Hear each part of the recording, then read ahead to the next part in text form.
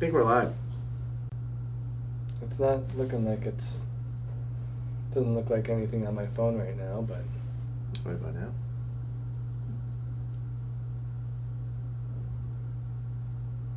I think you're gonna be good momentarily.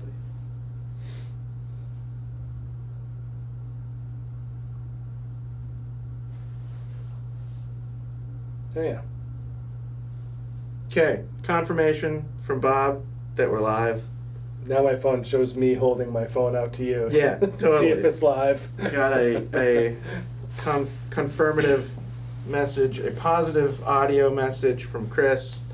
I think we're good, Bob. Nice. Welcome, everybody. I think there's, 20 of you here so far. Welcome to... Do you know how many years we've done this little live thing, Bob? Is this the third? No, this is the fourth. Wow. This is our fourth annual live Black Friday video. It's pretty fun, I think. Yeah. We don't really go live any other time throughout the year, so this always feels kind of unique and special. I guess, good thing to start with would be our Black Friday sale in general. It's been going on for a week. So hopefully you're aware of it and aware of kind of all the benefits. Kind of the big things are $50 off ski and binding and snowboard and binding combos. So that's just across the board. All years. It doesn't matter what year. We dropped the price $50, so pretty significant. And then we're also doing free base treatments on 2025 gear. So, you can combine those things. If you found a 2025 ski and binding combo, you get $50 off the whole price, and then you can get a free base treatment, which is like a $250 value.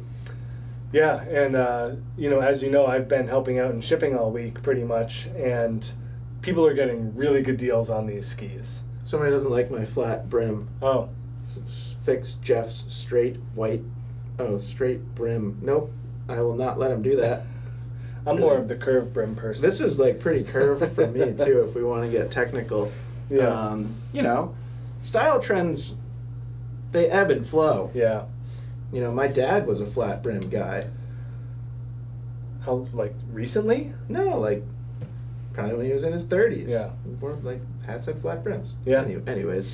Back to Black Friday. It really is. It truly is great, and it's pretty unique compared to other things that we've done or other sales that we've done, kind of combining the free base treatment with the $50 off. And then we also have special prices on bindings, accessories, stuff like that. You got anything else you want to talk about for Black Friday? No, just good deals. Bents, atomic bents from 24, lawn ripsticks. Yep. Those are two models that I've seen people getting. I think those are really well priced and really good, good value options for people out there. No, totally, I agree. Good segue there, Bob. We actually dropped some prices on 2024 Vocal, some various 2024 Vocal, and that's because we actually just bought a whole bunch more. So, the same thing happens with the manufacturers. When they have leftover product from years past, they offer it to us at a discount. And if we have the ability, we'll snatch that stuff up and then turn it around and just offer it to our customers at a discount, which I've always thought is cool. Anytime we do that, anytime we go out and get closeout product from a manufacturer, we never keep the prices the same.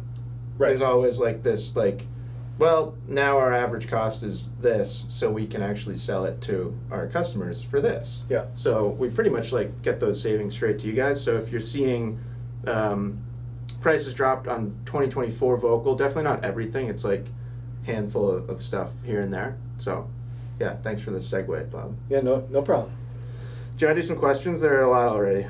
Yeah, I just noticed the one about your brim. Maybe there'll be follow-up conversations. Maybe if the curvature of my brim becomes the main focus of this video, I will consider that a success. Good.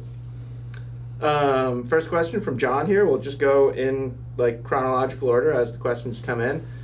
Typically what happens in these videos is we get backed up at some point and then we'll go lightning round. I love the lightning round. I know, you expressed your fondness for the lightning round already. Here's John. I ski a Mantra M6 and QST 106, considering buying the DPS Whaler 107 to replace the QST. I think the QST is too long and the binding is too far back.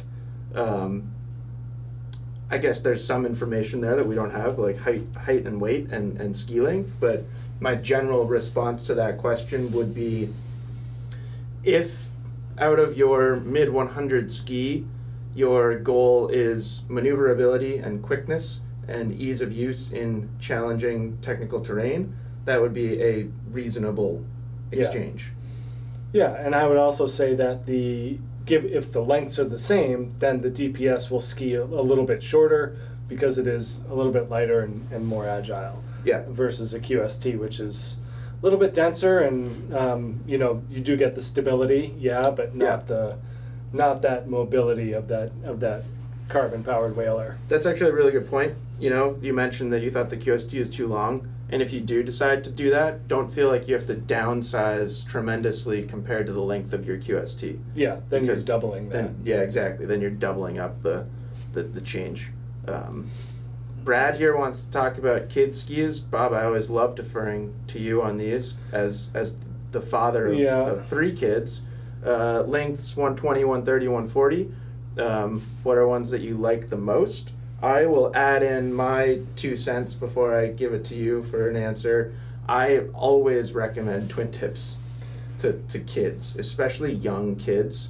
Like, once they get a little older, if you're getting them into racing and stuff like that, then in my opinion, you could do something more specific. But, I think twin tips are great for kids for a lot of reasons, without getting into details. Yeah, it's funny. I was shipping a pair of, it was an Armada, I forget the name, but it was a junior Armada twin tip in a 120 or something like that.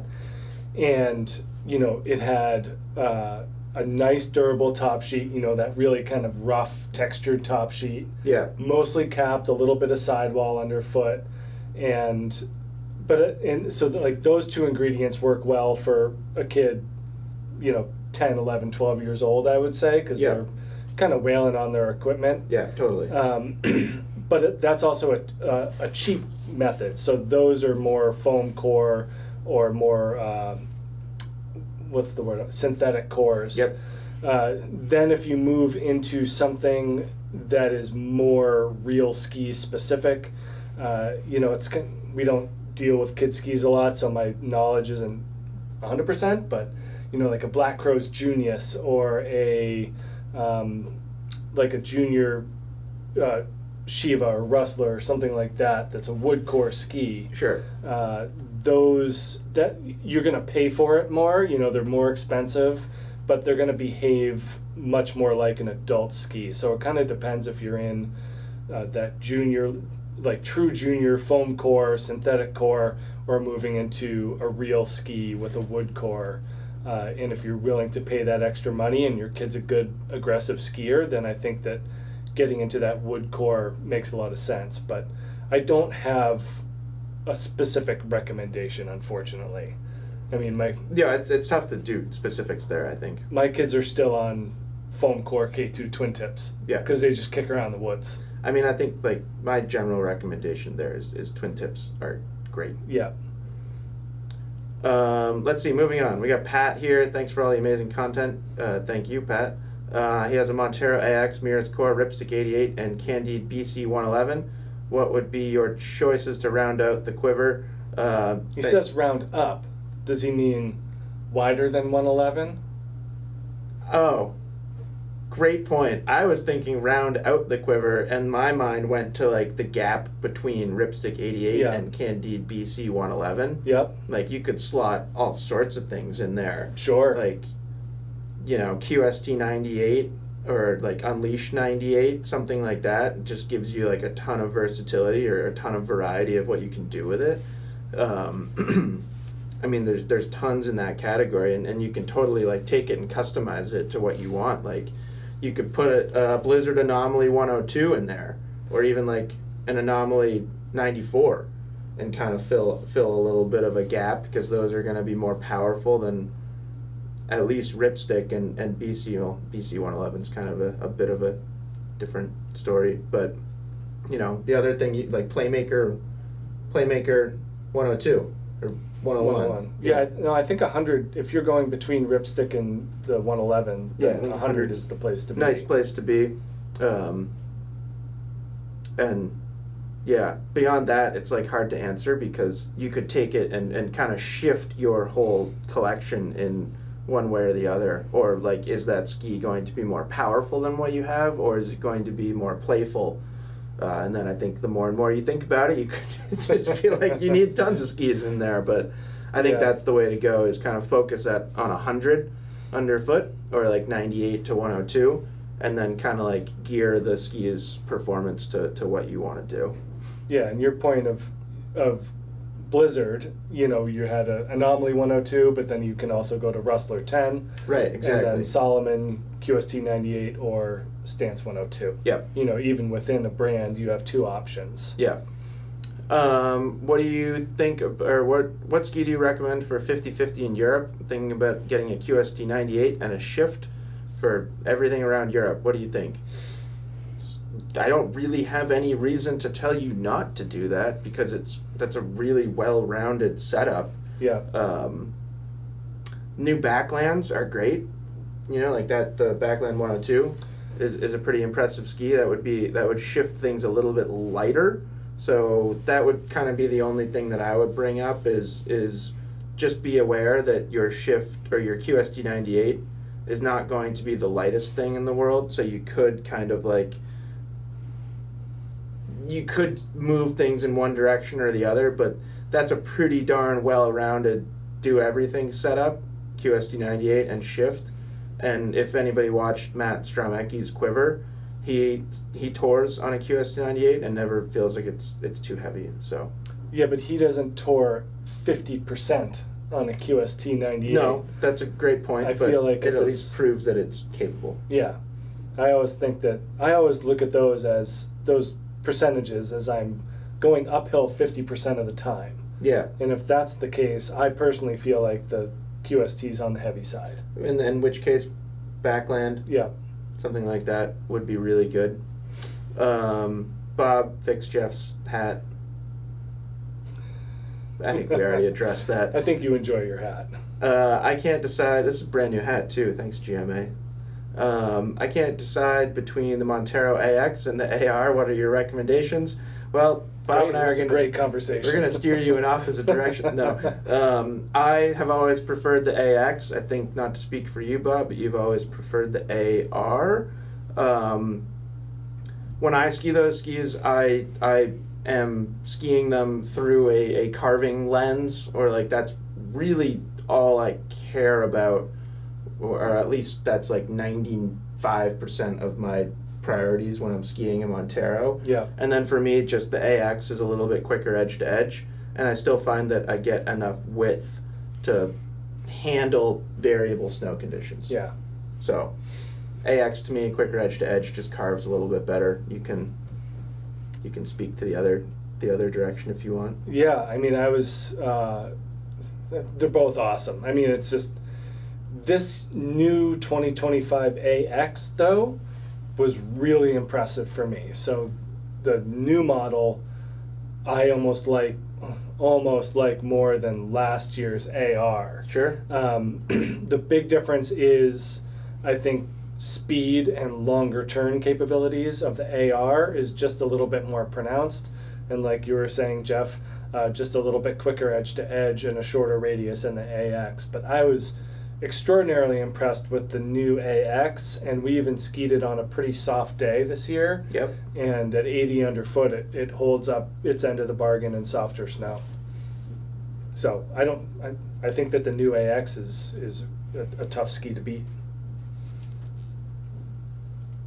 Huh, I didn't realize that you were gonna join me on Team AX here. I've zagged a little bit. Perfect. Cannot decide between the Steadfast 80 DC and 85 DC. What are the main differences? Really, the construction. Yeah.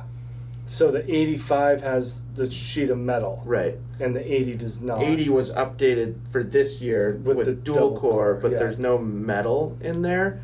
So this is simplifying things, maybe too much, maybe the right amount. I don't know.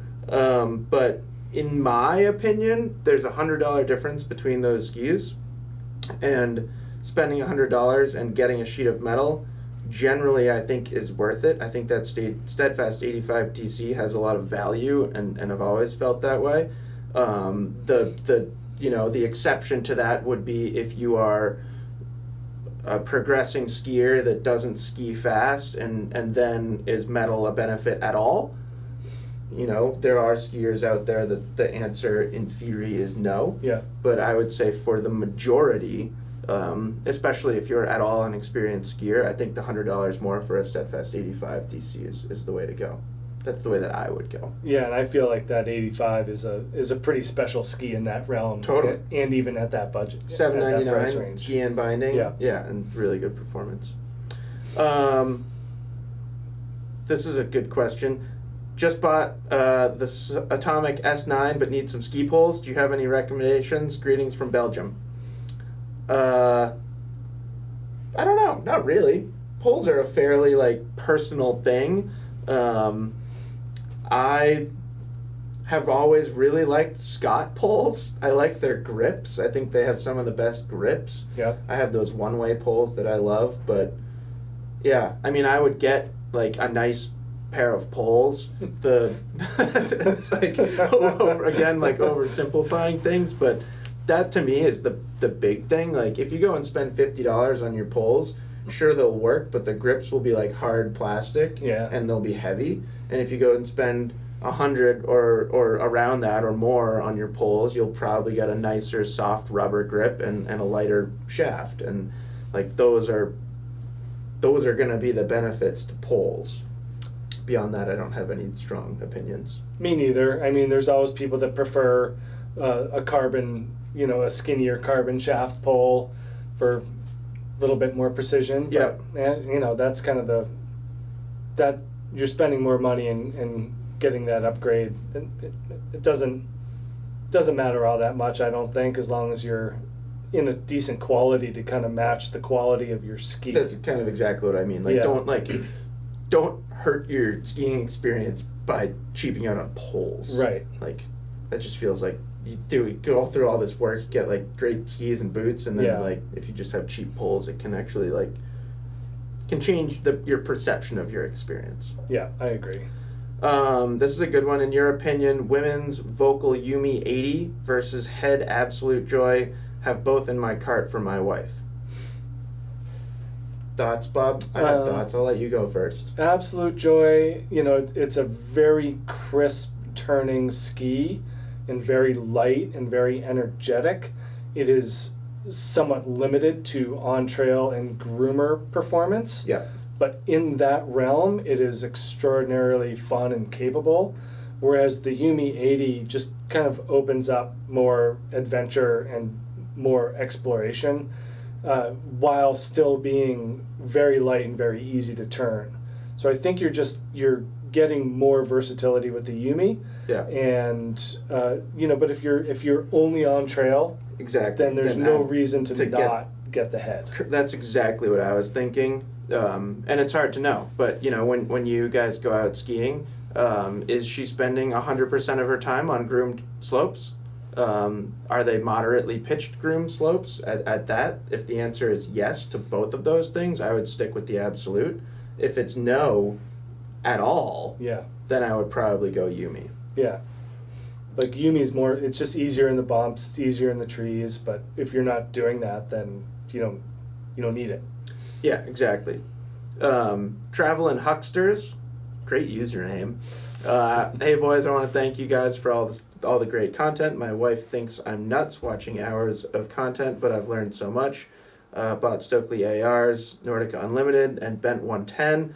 It's a real nice quiver of skis right there. And don't worry, my wife thinks it's crazy how much golf content at work where I watch. So my wife thinks I'm nuts for creating hours of content. I think mine just thinks of that as my job. Yeah. Thankfully. But no, I watch a lot of golf, and I think my wife sometimes thinks I'm crazy. But anyways, nice quiver. Thank you for the compliments. Just another follow-up on twin tips here. My daughter of 9 had the K2 Missy twin tips, and I just upgraded her to Faction Junior 130 length. I'd love to hear more details on why you think twin tips are better. She loves them. In general, in my experience, kids like twin tips. They like the look of them, which is somewhat superficial, but if you can have your kids be excited and happy about going skiing, I think that's great. And then it comes down to like the properties of a twin tip ski. Generally, twin tips have easier edge release in the tail. So, getting in and out of a turn, kind of learning like Stem and Christie stuff. I just feel like they're better teaching tools. Like you bring up how you like twin tips in trees because there's a reverse gear. Yeah, you can back out at tight spots. I think the same is true as beneficial for kids. Kids are often on skis make questionable decisions, and then I've coached kids where I'm like, no, we're just gonna pull you backwards out of there. So it's just simple little things like that. And generally, like at their weight and their skiing style and ability level, you could say the opposite, that a twin tip has less torsional stiffness generally, but they're not putting the forces on a ski to reach that limitation. Yeah. So it doesn't matter. And then having like the ease of use and the forgiveness is more beneficial. So I will just add that twin tips are also generally slower, and I like when my kids go slow. I don't like it when I don't want them to have stability at speed. I want them to learn balance. Learn those things first. Yeah. So that's my personal take on kids on twin tips. Your wife says hi. Oh, nice. Apparently also your kids say hi, and they say hi to me too. Yes, that is very nice. Hello. Not sure if anyone mentioned it, but audio is dropping every few seconds. That's the first I've heard of that. I'll keep an eye out if things are still going in and out. Hopefully we're good. I will say the Wi-Fi in this building's not perfect, so that would be my guess, is that we're dropping signal every once in a while, but hopefully you can still hear us. Let's see, I want to make sure I don't miss anything. Bent 100 for 170 centimeter, I assume 145 pound skier, advanced. What length? 172 or 179? I would go 172. Yeah, I think that going 9 centimeters overhead high. Yeah, that's a lot. Even in a bent 100 is a lot. Yeah. Yeah. And like I don't know exactly. What's 5'10" in centimeters? 179, something like that. You should know how many centimeters tall you are. I usually do. I'm like right around 180, and I ski the one, I wouldn't upsize. So, anyways. Love the Friday shows and reviews. Keep it up. Thank you. We'll do a little news at some point today. I couldn't decide between Maverick 88 Ti or Bent 90. This is from Roy. Last year's model are on sale for 40 and 50% off respectively. Seemed like a BOGO, a buy one get one to me. Last year's Hawks 20 were 50% off as well. Just needs snow. Sounds like he already made his decision, because that was past tense that he couldn't decide. I mean, sometimes you just need to talk it out. Yeah, and like realistically, those skis are quite different. Yeah. So you although on paper you might have been like hemming and hawing between Maverick 88 Ti or Bent 90, in actuality they're quite different. If you were hemming and hawing between Maverick 86C or Bent 90 as a directional skier, that would be, to me, more challenging to point you in one way or the other. But I think that's awesome, and I agree. It is kind of a buy one get one. Bob, this is directly. Oh, it's Matt McClary. Oh, it's from Matt. Hi, Matt. What's up, Matt? Bob, you love the Bent 100. I'm looking for a chill ski that I can just do anything on except railing high-speed turns. Why the Bent 100 over another ski in that lineup? In the 100 I assume that fun twin-tip style skis. I assume that's what he means by lineup. Let's see, what else we got in there. Like, I'd even put like a QST 98 in there. Almost, I mean, would you put the Unleashed 98 in that category? Is that chill? It's not quite chill. No, it's a little over chill. And I would venture a guess, like Matt, I think owns a Declivity 102. Yeah. Or something similar, and then there'd be like too much crossover between those two things. Yeah. What else? I don't have a big reason. I know Matt. So Matt used to work for us. For those of you that don't know, he is local here. Bob and I know his skiing extremely well. Matt, you're like a strong skier. So like even though you're saying that you're not going to be railing turns, like by a lot of people's standards, you will be. Right. And that makes me like kind of eliminate some of the softer skis like Playmaker, Reckoner, stuff like that, where like Matt would love skiing those, but he'd probably push through them. Maybe like a Line Chronic. The Chronic 101. Chronic 101 would be sweet. That's got like a little bit of sturdiness to it, but it's still fun. Yeah. Maybe a little wider. I really like Vocal's new Blaze 104. A little bit more directional though. I venture a guess that by Do Everything, Matt's going to be landing Switch. Yeah. I don't know. I'd definitely check out that Line Chronic 101 if you don't know anything about it. It's pretty fun. You can also just like call us, Matt. This is from Niklas. I'm going for a demo in a couple weeks. Have my eyes on Blizzard R15. I assume Thunderbird R15 wide body. What other skis are there in that category? Looking for something in the 15-meter radius. This would be a great opportunity to go watch our like wide front side comparison because we talk about a lot of that stuff. But Super Shape Rally is something that we talk about kind of in direct comparison to Thunderbird a lot. Yeah. If you can get on that, I would. I mean, there's a lot. What comes to mind for you? I've been leaning on that Nordica Spitfire 74 a lot. A good one to throw into the mix. That's even just like a touch lighter duty than the Blizzard, I think. Yeah. Just one sheet of metal in the Nordica versus two in the Blizzard. You could in Rosignol you could go with the Hero multi-turn, or the MT would probably be the best for the 15-meter radius. Yeah, or you could go to the Forza 70, and that's just a slightly different style. It's a little bit less traditional from a race or an on-piste standpoint. Yeah. Forza is just a little bit different. It's a more adventurous carver. Yeah, if anything, it's like try and get on something that feels a little stiffer, and then get on something that feels a little softer. Because I feel like Thunderbird is kind of right in the middle of what you're going to find in that category.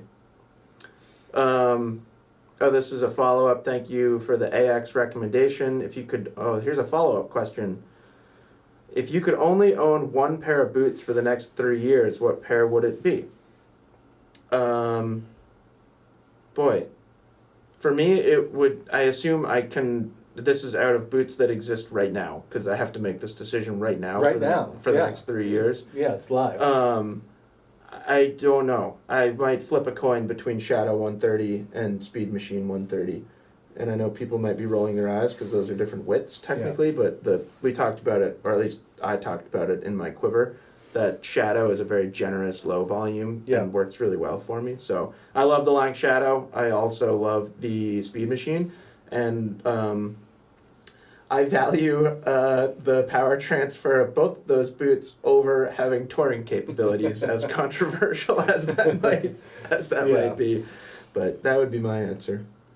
Yeah, I mean, I think my Kesley boot skis extraordinarily well. Yeah. But I've also really liked that new Dabello, that Veloce 130.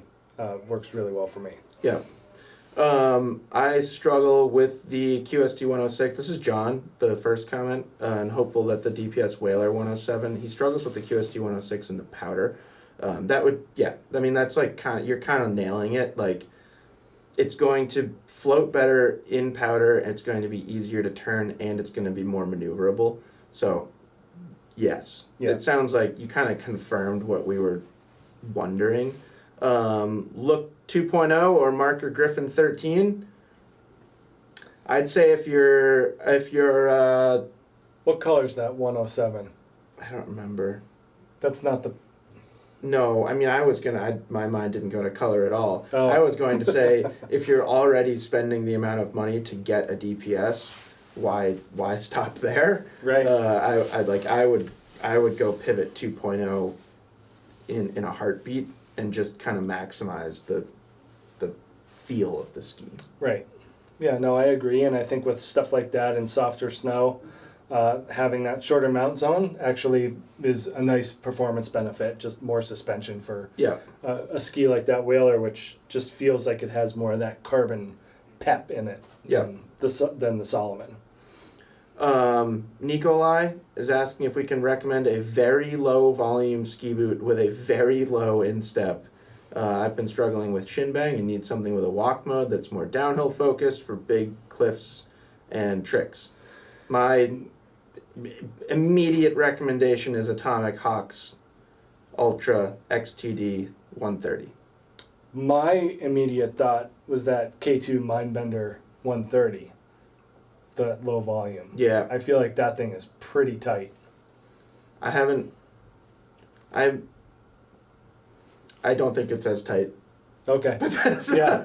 I don't fit in any of these boots. So. I would try both. Just speaking to my experience, that Atomic Hawks Ultra XTD is like the tightest fitting, most precise touring boot I've ever skied in. So, I think that would be my recommendation. Right. This is a follow up from Pat. He was kind of the one looking to round out a ski in between Ripsic 88 and BC 111. He's looking for versatility. Days with some fresh, tracked out snow, crud, slush. He was eyeing Rustler 9 and the Scott C98. Rustler 9 is a great one. I mean, I think Bob and I, as you probably already know, our mind went to 100 underfoot, but 96 underfoot is certainly, that's wide enough compared to your Ripstick 88 that you're gaining a lot. So, I mean, truthfully, the Rustler 9 is one of my favorite skis, just from as objective as a mindset as I can put myself in. Yeah. It is so good at so many different things. Yeah, and especially if you're a little south of 100, but you're getting that more free ride profile and character. And have you looked at those Scotts at all? I know we haven't skied them yet, but they look pretty cool. Yeah, they do. Yeah. I haven't skied the new Scotts. We've had a weird kind of relationship with Scott. Not weird, but like some years we've brought in a ton of their current inline skis. Some years we don't. Sometimes we buy a bunch of their old stuff. So I know that doesn't really help much, but thought I'd share. Yeah, they look interesting. In Europe's average resort, only about 15% of people have over 80 width. Just wondered what your thoughts are. Find it interesting, the difference. Love the content. Currently in Zermatt, but from the UK. It's fascinating. Yeah, I find this an extraordinarily interesting conversation. Yep. I mean, I was in Austria with Blizzard this past April, and we were all skiing stuff, like the narrowest skis we had were 88, and most of us were on like Rustler 10s, Anomaly 102, and people looked at us like we were crazy, and it was snowing. Yeah. There was like 8 inches of fresh snow, and we were skiing like off-piste stuff. And people were still looking at us like we were crazy. So, I don't know. I mean, I think it just has to do with the traditions of the sport in the two countries and just how people kind of think about it. And I don't know.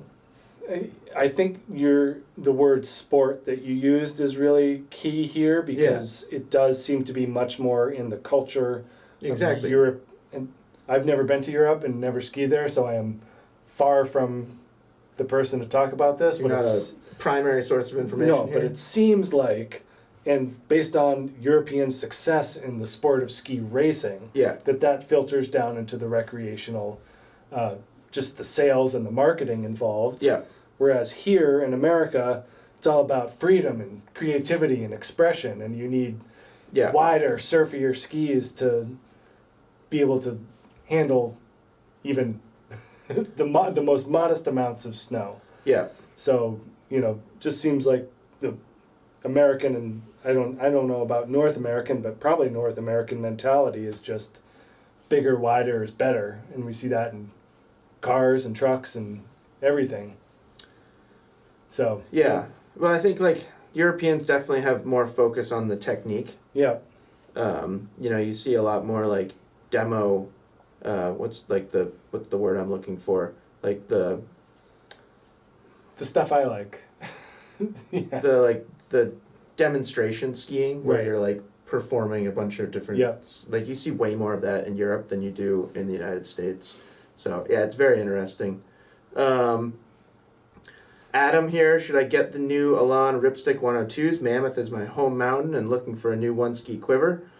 It's a great ski. I would say that maybe there's some consideration of skier weight. I would have zero hesitation from skiing a Ripstick 102 in Mammoth. I don't know if you would feel the same, because I know you and I feel a little bit different on that ski. Yeah, I wouldn't get it for Mammoth. If you're combining my weight with heavier snow. That's kind of why I would struggle with the lightweight of the ski and the more flexible shovel. But there's some variables here, like how much do you weigh? How fast do you ski? How aggressive you are? If you're my size, how fast you ski doesn't really matter. It's going to work great for you. If you're Bob's size, but you don't ski super fast, it still probably is going to work great for you. Yeah. So, I don't have any blanket reasons to say no, but there are things to consider there. If you're Bob's size and you rip, then like Enforcer 104, Anomaly 102, skis like that kind of start to pop into my mind of potentially being better. Yeah, that's why I got a Declivity 102. Yeah, Declivity X 102, that kind of splits the difference between those skis. Yeah, so it depends. If you're built and shaped like me, it might be a struggle. If you're built and shaped like Jeff, you'll have more fun. Best MNC binding out. My mind quickly went to Strive 16 MNC. Yeah, I went there too. I like that binding a lot. Yeah, it's solid. We've both used it, and there aren't a ton of multi-norm bindings right now. Justin, favorite ski/binding combo?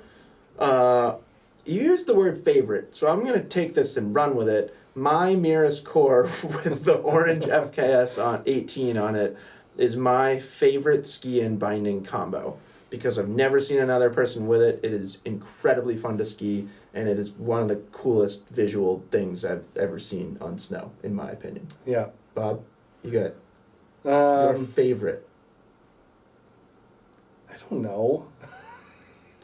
Tough question. It is a tough question. I felt like I had a really easy answer. Yeah, no, yours was easy. I think mine's a little more difficult. Yeah, I don't know. Currently, my favorite is the new Bent 100 with the Strive 16.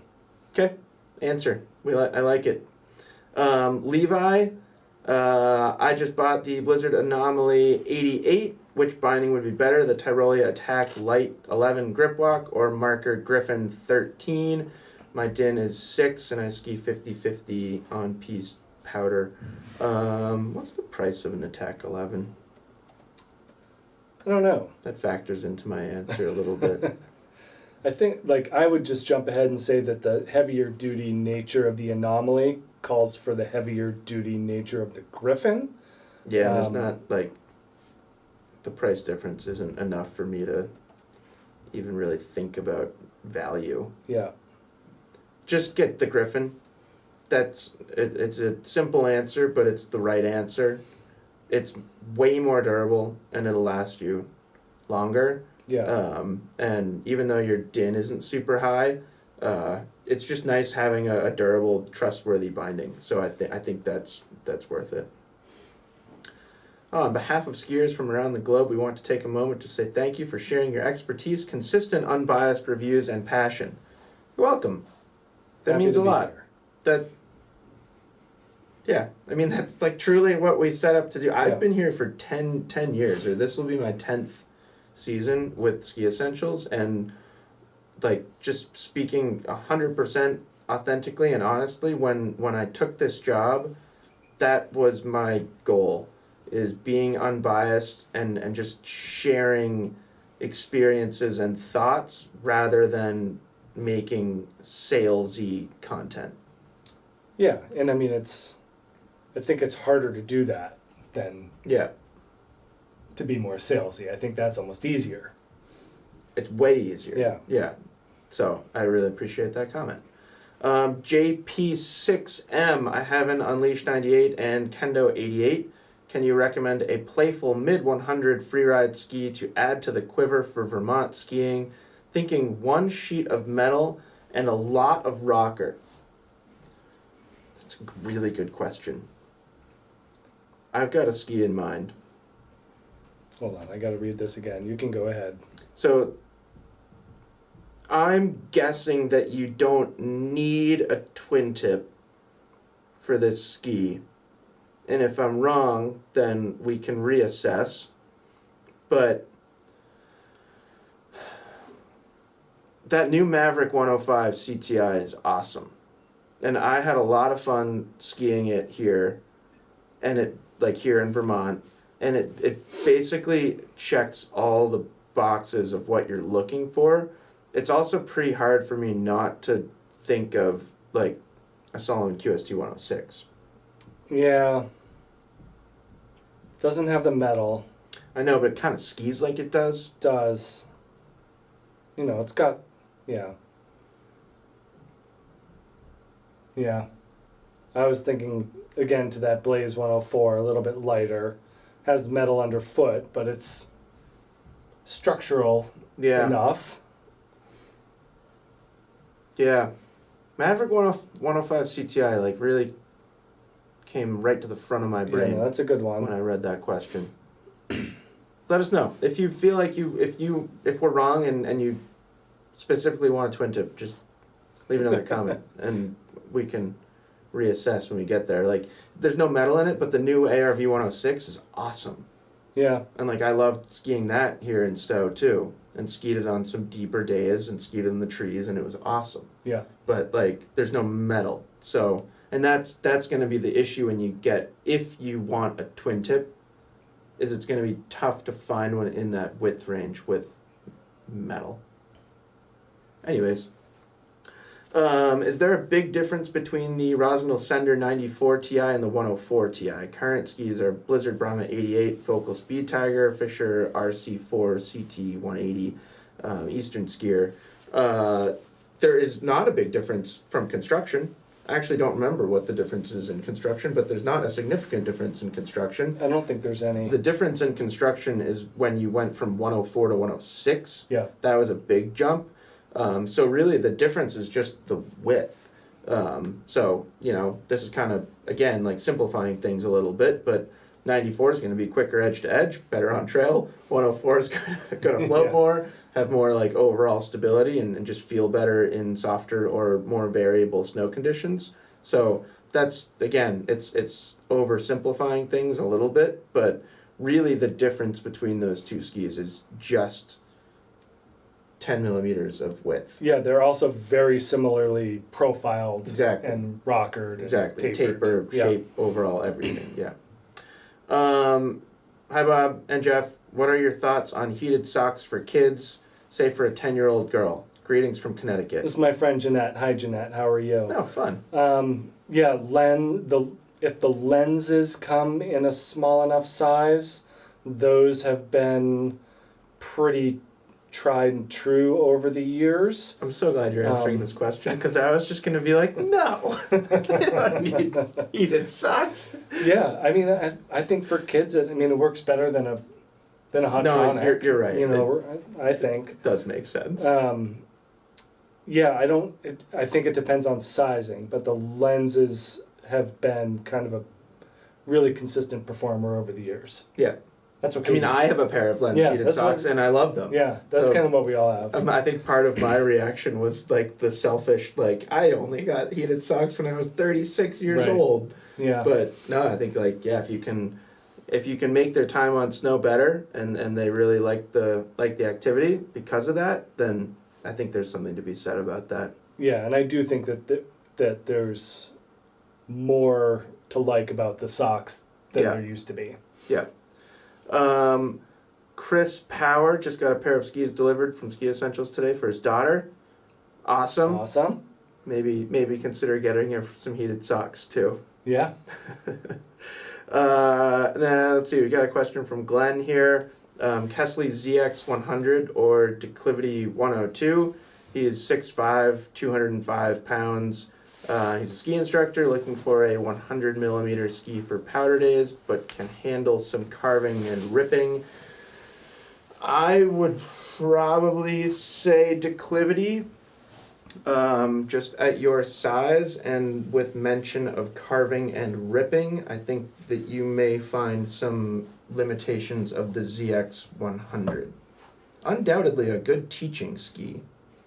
Yeah, the Kesley's, it's a little different because it just has much longer tip rocker than tail rocker, whereas the Armada is a little bit more consistently cambered throughout, and that makes the Kesley like more front mobile, whereas the Declivity is better for more longer sweeping turns. Yeah. So I agree. I think that for for more aggressive skiing, the Declivity makes more sense. Both come in a long length. That Kesley comes in a 189, Declivity in a 188, and 6'5". Right. I kind of feel like that Kesley in the 189 is a long ski. Yeah, that wouldn't be a good teaching tool. Right. And then it kind of negates the benefit. Yeah. So my mind goes to Declivity for sure. I scrolled too far. Hold on. Sidarian Elite. Yeah, thank you, Bob. 6'2", 195-pound expert. Daily is QSD 106. Skied 3 days on Kendo 88 and 177. Hated it. What? Surprising. Didn't hold long carves and didn't feel playful enough. Definitely not a playful ski. And the long carve limitation may have been a length thing, because you're kind of on the cusp there of, is 177 too short. Please recommend a ski that carves but playful. Stokely, Stance 90. Yeah, I don't know how feasible it is to go back and try that ski in a 184, but might be an issue.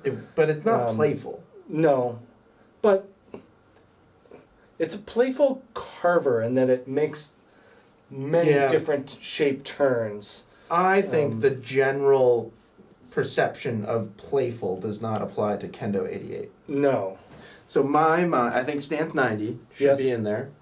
I also think Declivity 92 should be in there. I would say you probably aren't going to find what you're looking for in like ripstick. It would be interesting to try an enforcer, but if you didn't find the Kendo playful, my instinct would be that you're not going to find an enforcer playful. What am I missing? Well, he's mentioning a Stokely. I'm guessing a Storm Rider 88. Yeah, which I would say doesn't carve better than a Kendo. And certainly not if you went 177. You'd have to go longer in the Stokely as well. I think Stance 90 and Declivity 92 are really nice places to start. Yeah, and in that Declivity, if you don't want to go too long, that does come in the 180, which would be that would be a good option. Yeah. So start there, and hopefully that sends you on a good path. Sebastian bought a Line Sakana after your recommendation and really looking forward to the first day skiing. Looking for more serious backcountry touring ski for coming down safe, holding an edge but still wide. I'll I'll make another nod towards Backland 109. Yeah. Because I am very impressed by how light and easy to ski that is, but also how trustworthy it is. A lot of the Black Crows. Yeah, I was gonna say, when we did our touring comparison, I kind of talked myself into the Black Crows for a lot of those applications, whether it's the Novice or the Corvus. The Corvus Freebird in there would be great. Yeah. I mean, it's a pretty serious backcountry ski in the sense that it's like chargy, and it's not as light as some, but I would err on the side of that. Yeah. Like, I probably wouldn't go lighter than something like Backland 109, and then don't hesitate to like go a little heavier than that towards something like Corvus Freebird. Yeah. Fisher, yeah. What was that? The Transalp? Yeah. 105. 2. Oh boy. The wider 105, I was right. The wider of the Transalps, I think, would be a good option too. All right, moving on. Oh, John, again, my QSD 106 is a 181 and my M6 Mantra is a 177. I am 5'8" and 190. What size should I buy in the Whaler 100, or do you have any other recommendations? Do you have any other recommendations, Bob? John's getting his money's worth here out of this chat. I know. In that mid 100s, if you want to keep it light and you kind of like the carbon powered, Headcore 105 jumps to the forefront of my mind. I really like that ski. I would say it's kind of a mix between the Whaler and the QST, in that it has kind of that carbon-powered energy of the Whaler, but more stability and power. Yeah. Kind of like the QST, so I think that's worth looking at. That comes in a 177, I believe, which I would say is appropriate. Do you have Whaler sizes? Yeah, Whaler 107 length would I mean... What's that, a 178? No, 179. Oh, okay. But like, I can't think of any reason why you would go shorter or longer than that. No, not in that Whaler. But I would definitely check out that Core 105. Yep. Chris Hartwig here. Love your guys' banter and dry humor. Thanks. This is how we talk to each other all the time. This is not limited to on-camera discussions. No, you could just we could have just started a live video from our office, and it would have looked different, but it would have sounded maybe the that'll same. be next year's set. Reminds me sometimes of the old Mystery Science Theater 3000 guys. Did you ever watch that show? Was it on cable? Because I didn't have cable growing up. I think so. Like, my brother and I used to watch it, but it was more my brother's choice than mine. Yeah. So I don't remember. I think it was it on Comedy Central? I don't know. Anyways, I loved that show, so thank you. I didn't have cable until I got to college. Yeah. Alon Ripstick 106 or Solomon QST 106 or Ripstick 96. Wide enough for occasional Vermont powder days. 100%. That it's wide enough. Oh, any of them. Ripstick 96 is not wide enough for occasional Vermont powder days. Ripstick 96 is not wide enough 5 days of the year. Is this ski for occasional Vermont powder days, or is this a single ski that is also going to be good enough for occasional Vermont powder days? Yeah, just speaking to the width, if it was, if this is your skis, like a one ski quiver type of situation that you're going to try and do everything on, then like Ripstick 96 is the way to go for sure if you're in New England, and it is wide enough for most of our powder days. I would just say there's the occasional that would kind of outgun it. On the other hand, Ripstick 106 and QST 106 are both fantastic Vermont powder day skis, but on the other hand are a little too wide for everyday use. There's some people around here that ski that stuff that wide every day, but not a lot. And then between the two, Ripstick 106 it's both going to feel a little softer and a little more directional, unless you went black edition. And then QST is just a little stronger overall and like more playful too. playful shape.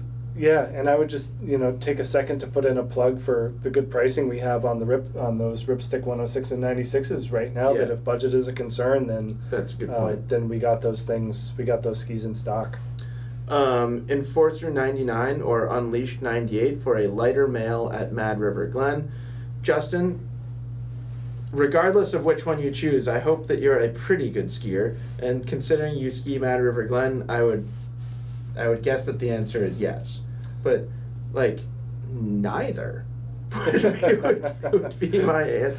I mean, they're both going to be fine. And, like, I know Mad River skiers, you're all incredible. And, like, generally the things that I find challenging in Mad River skiers, like, what are you talking about? Right. So, like, if you're choosing between those two skis, and, like, I don't mean to fault you by any means, just really think about it as, like, are you more of a directional skier, or do you want the twin tip?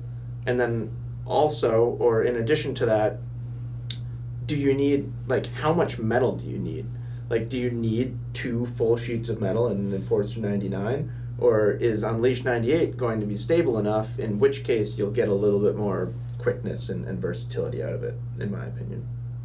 My answer is Unleashed 98.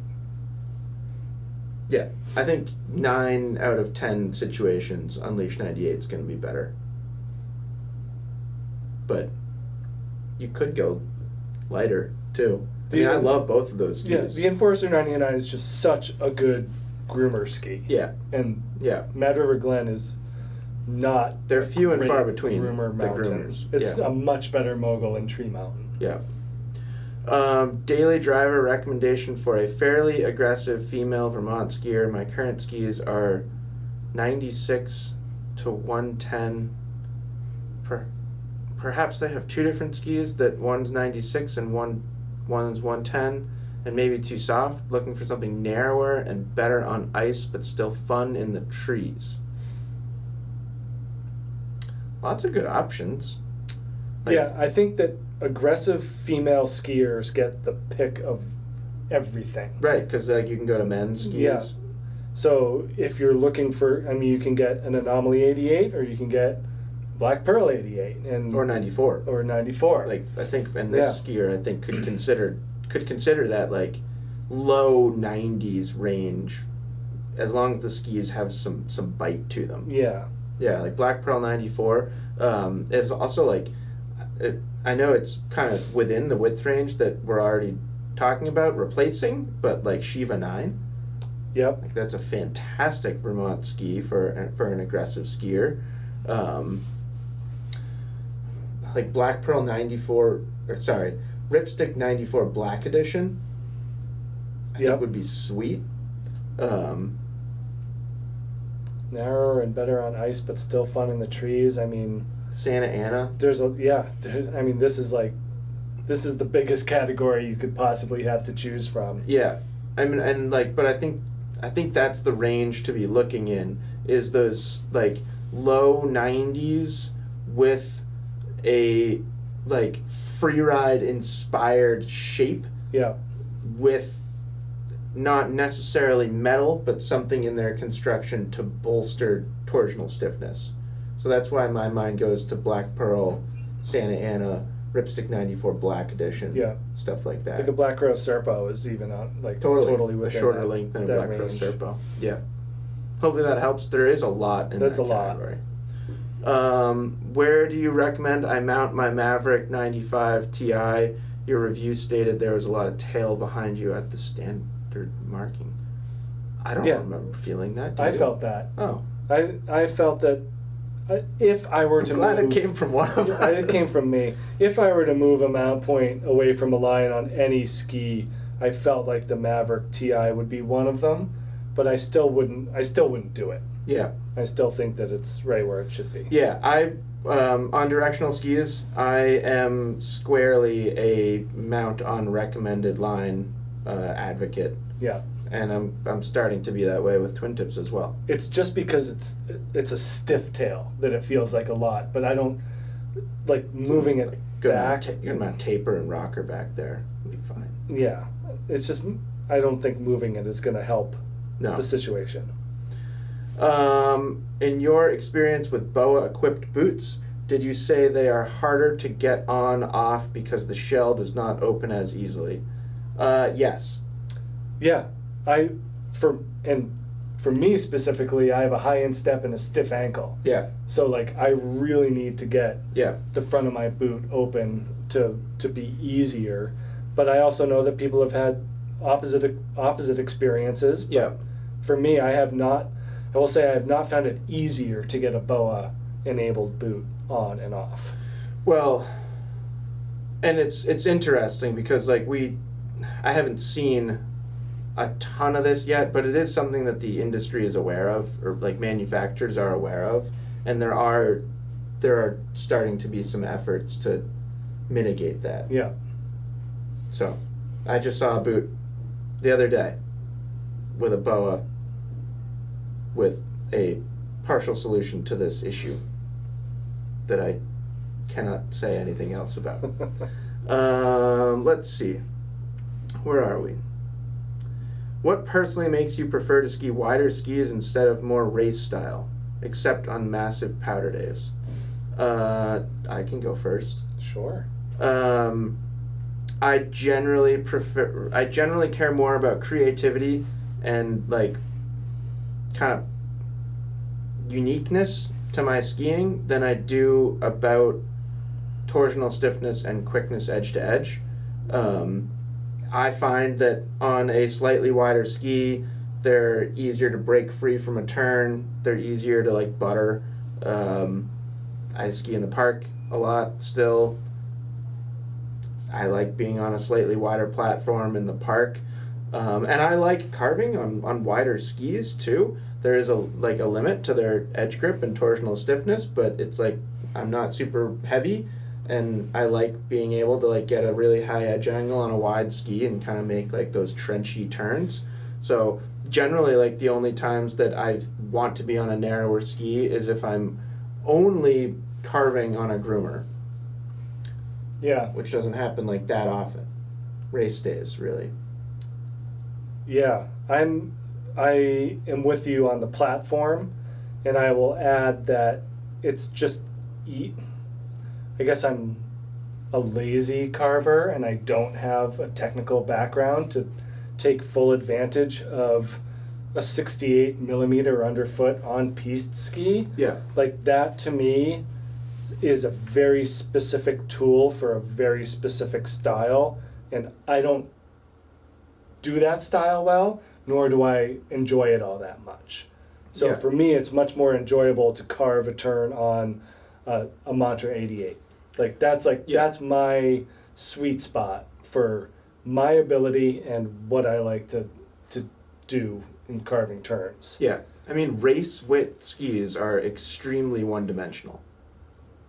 And if you're going to the mountain to do that one thing, they're great. Yeah. But outside of that, I don't find them as personally rewarding to ski on. No, and we've had them out there on days where it's even just a hair too soft, and they're so hard to ski on. Like, exactly. You really need and where we ski, it's pretty firm a lot of the days. Yeah. But even then, like the groomers break down. They get cut up. Like it's just not as engaging or fun.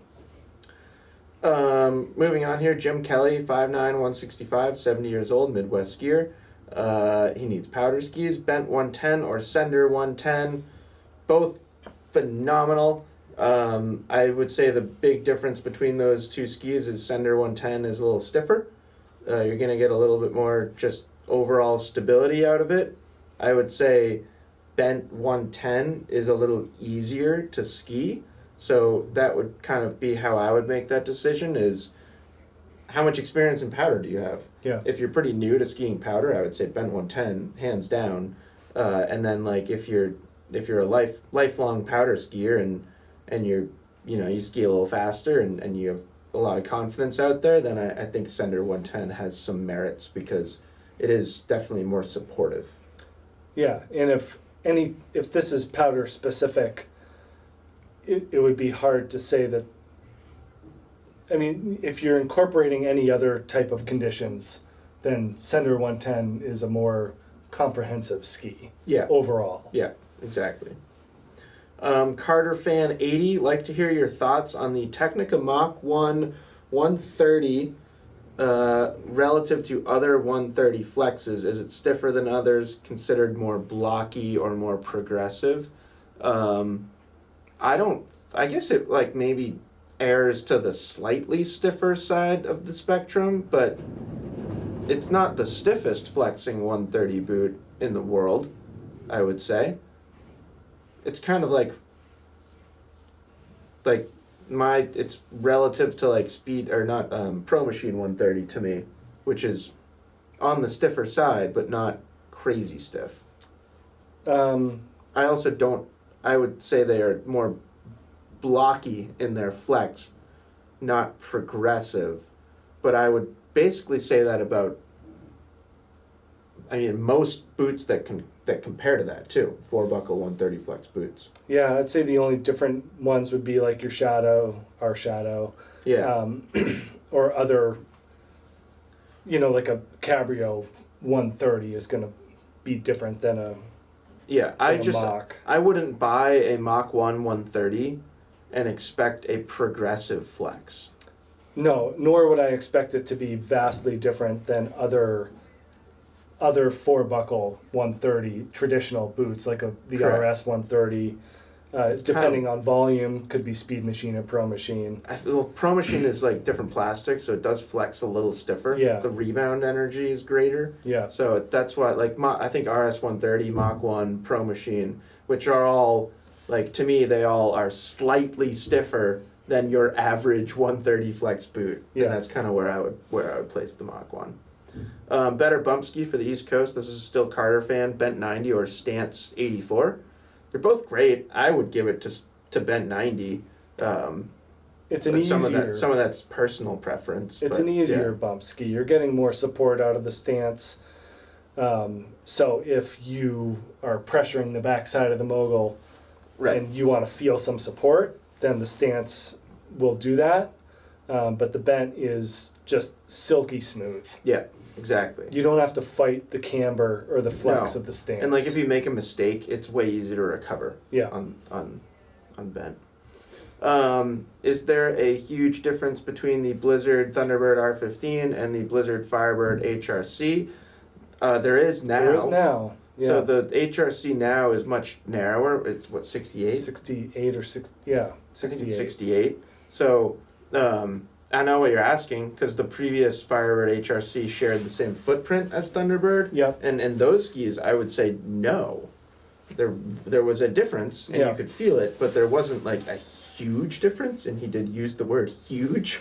So, no, between those skis, there wasn't a huge difference. One was slightly stiffer.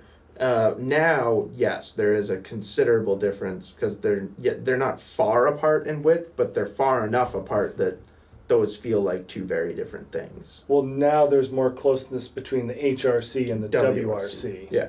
Whereas before, the R15 and the WRC were even another step apart difference-wise. Yeah.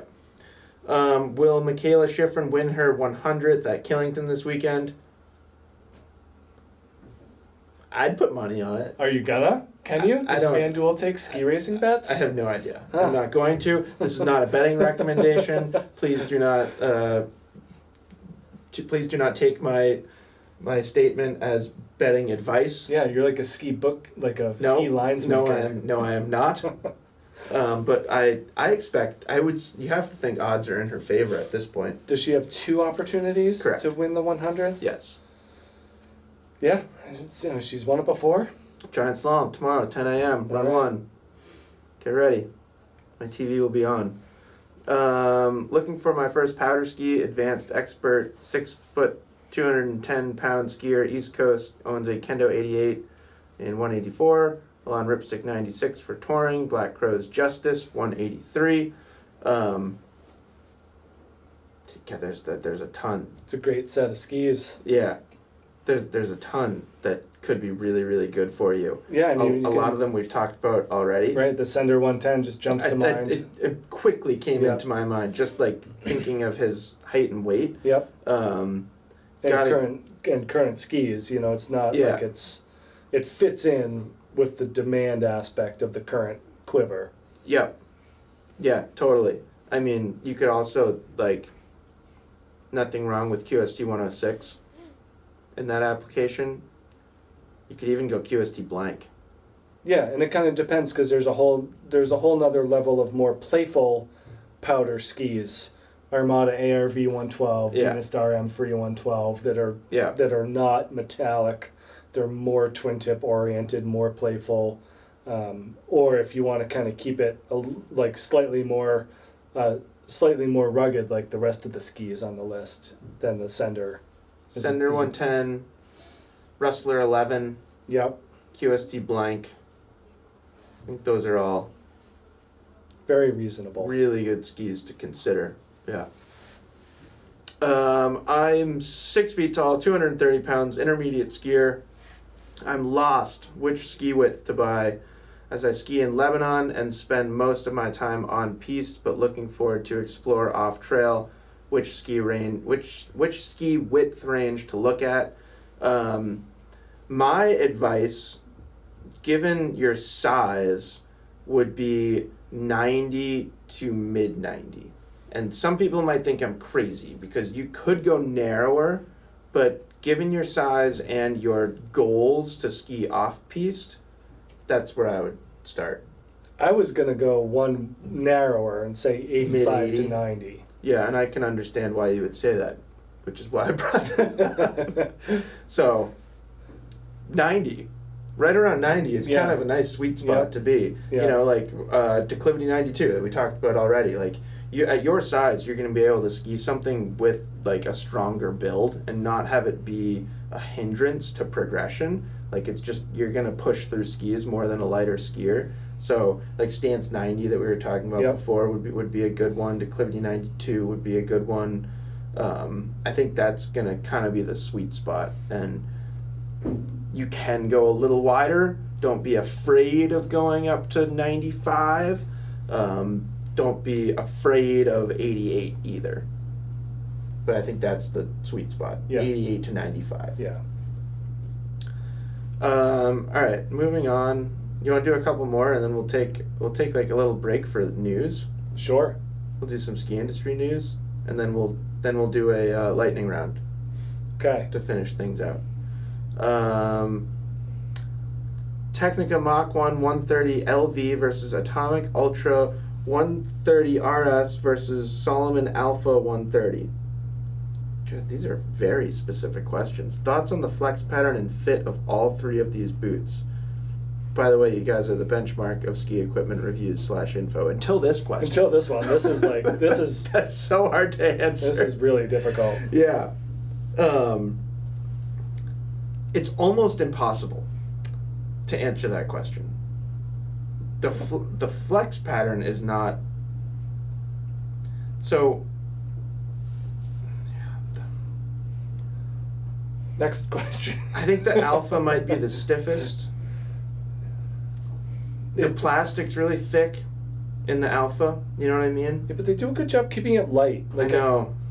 That's the hard part, is that and the Atomic are lighter. The Technica, to me, has always felt like a little bit heftier and... Like they look and feel like race boots. I know what you mean. It's just the finish of the boots are different than the other two. I would say the Atomic is going to fit the tightest over the instep. Yeah. But barely. We're splitting hairs here, and like realistically in this situation you should go to a boot shop and put all three on your feet. Right. It's also hard because it's unclear what this person wants as an answer. Like, are you looking for the tightest and stiffest or not? Yeah. And just to do a versus comparison, we could spend half an hour on that. I think that the fact that the Solomon and I believe the Atomic both have fully stretchable shell material puts them in that different category than the Technica. Yeah. Which I still think that shell of the Alpha is like real thick. Yeah, but I stretched I know it's different, but the Shift Alphas, I stretched those the other day. Yeah. And they heat and stretch like nothing. It's crazy. I know. So, I don't know. That's a great question. A very specific question. Yeah. We'll move on. Is the new Reckoner 110 more well-rounded and more predictable in variable conditions than the old 112? Can it be driven a bit harder through the shovels? Yeah, definitely. It's still soft overall, but that's true with all the new Reckoners. They do have a little bit more just kind of oomph and predictability to them. Do you agree? They somehow made the ski denser and more strong without making it stiffer. Correct. Like, that's a huge difference between the new Reckoners and the older ones. Yeah. So I think they've done a really nice job. It does feel like a more damp ski. It can be driven a bit harder through the shovels. Maybe that's the more similar trait, I would say, but it's definitely damper. Yeah. It's definitely damper. Yeah, so like, can it be driven a bit harder through the shovels?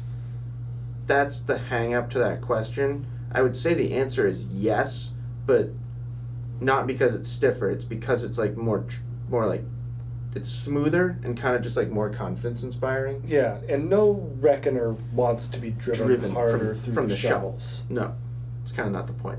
Not even the KF. Like, that's... Yeah, true. Yeah. After your reviews have settled on adding the QST 92 and QST blank to the quiver, I'm 200 pounds and 5'11", used East Coast and West Coast. It sounds like he's taking snow in Europe is somewhat different. I don't know if this is a question, but no, that's a great... You got the QST 92 and the blank. That's awesome. You're all set. Awesome. Yeah, you did it. Those are two great skis. QST 92 continues to be overlooked more than I think it should be. I lost my spot already. You want to do some news, Bob? All right, we'll do some news. Yeah, so we'll take a moment. We're not going to have a Top 5 Fridays video today. So I wanted to take at least a moment in this video to talk about some news. What didn't we cover so far? We talked about Michaela. Yep. One thing I want to do before we get into that, this is a Strafe Highland shirt jacket. We're going to give one of these away soon. So keep an eye out for that. Yep. It's pretty cool. I've been wearing it a ton. Does it have like the slick inside? No, it's very soft though. Oh, it's soft? Yeah. Oh, okay. It's unlike like a nano puff or something where it's like feels really good against your skin. But there's Primaloft insulation in this, so I'm excited because I'm gonna wear it like as an extra insulating layer, like underneath a mid-layer jacket on really cold days. So keep an eye out for that. We're gonna give one of these away soon. I like giving stuff away. And then we'll run through the news real quick, and then we'll do some what do they call it? Unboxing. Oh, yeah. The trendy video. I guess they're not like super trendy anymore. We're late to the unboxing game. Yeah, I think we're like we missed it. I think we're 15 years late to unboxing videos. So anyways, we'll just run through our Top 5 Fridays. The written article's up on our site, so we're basically just gonna read it off that. So check that out. Our esteemed colleague, as I like to refer to him as, Matt McGinnis, he does a great job with these articles. First one, we just talked about this. Schifrin sets herself up for history. So the Killington World Cup is happening this weekend. She's got 99 wins. Will she get her 100th win this weekend? Time will tell. We've got giant slalom Saturday and slalom on Sunday. First runs are at 10, second runs are at 1 on both days. And if you happen to be in the Killington area, poke your head into Basin Ski and Sports down there. And if you're a Ski Essentials fan, you won't be able to drive by it without noticing giant Ski Essentials logos on it. Yeah, I just saw that picture today of like the whole building from the outside. Looks pretty good. Cool, right? Yeah. Yeah. I think we're going to paint it next summer. I don't remember what color. But right now it's got some fancy fresh logos on it. And then we had a slopestyle event in Stowe. I watched the stream of this. It was great.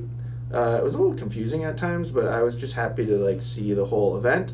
Really fun to have kind of freestyle skiing back in action, or free skiing technically back in action. Shout out to Colby Stevenson.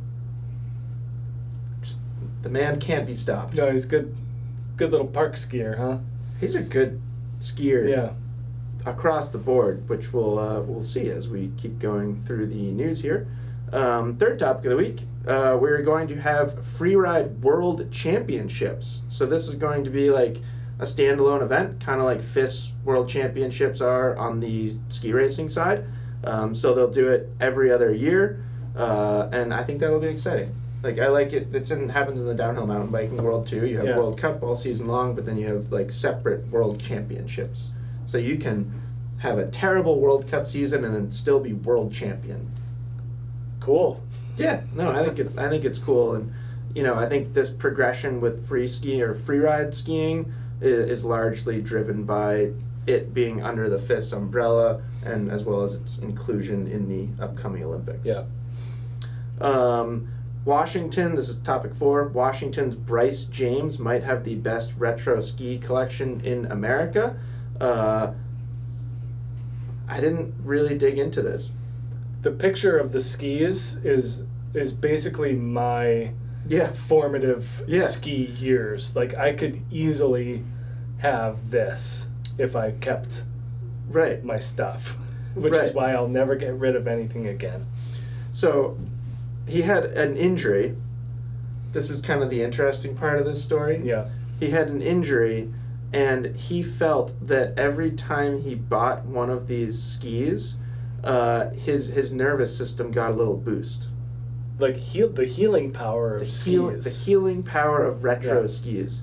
And he runs the website retroskier.com. Yeah.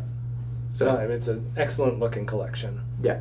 So check that out if you're interested. And then edits of the week, we've got proof from Colby Stevenson, which is proof that he's a great skier. Not just a good little park skier. Totally. And then similarly, we've got Restless. This is kind of a full-length film from Alex Hall. I watched it the other day when I was on the treadmill.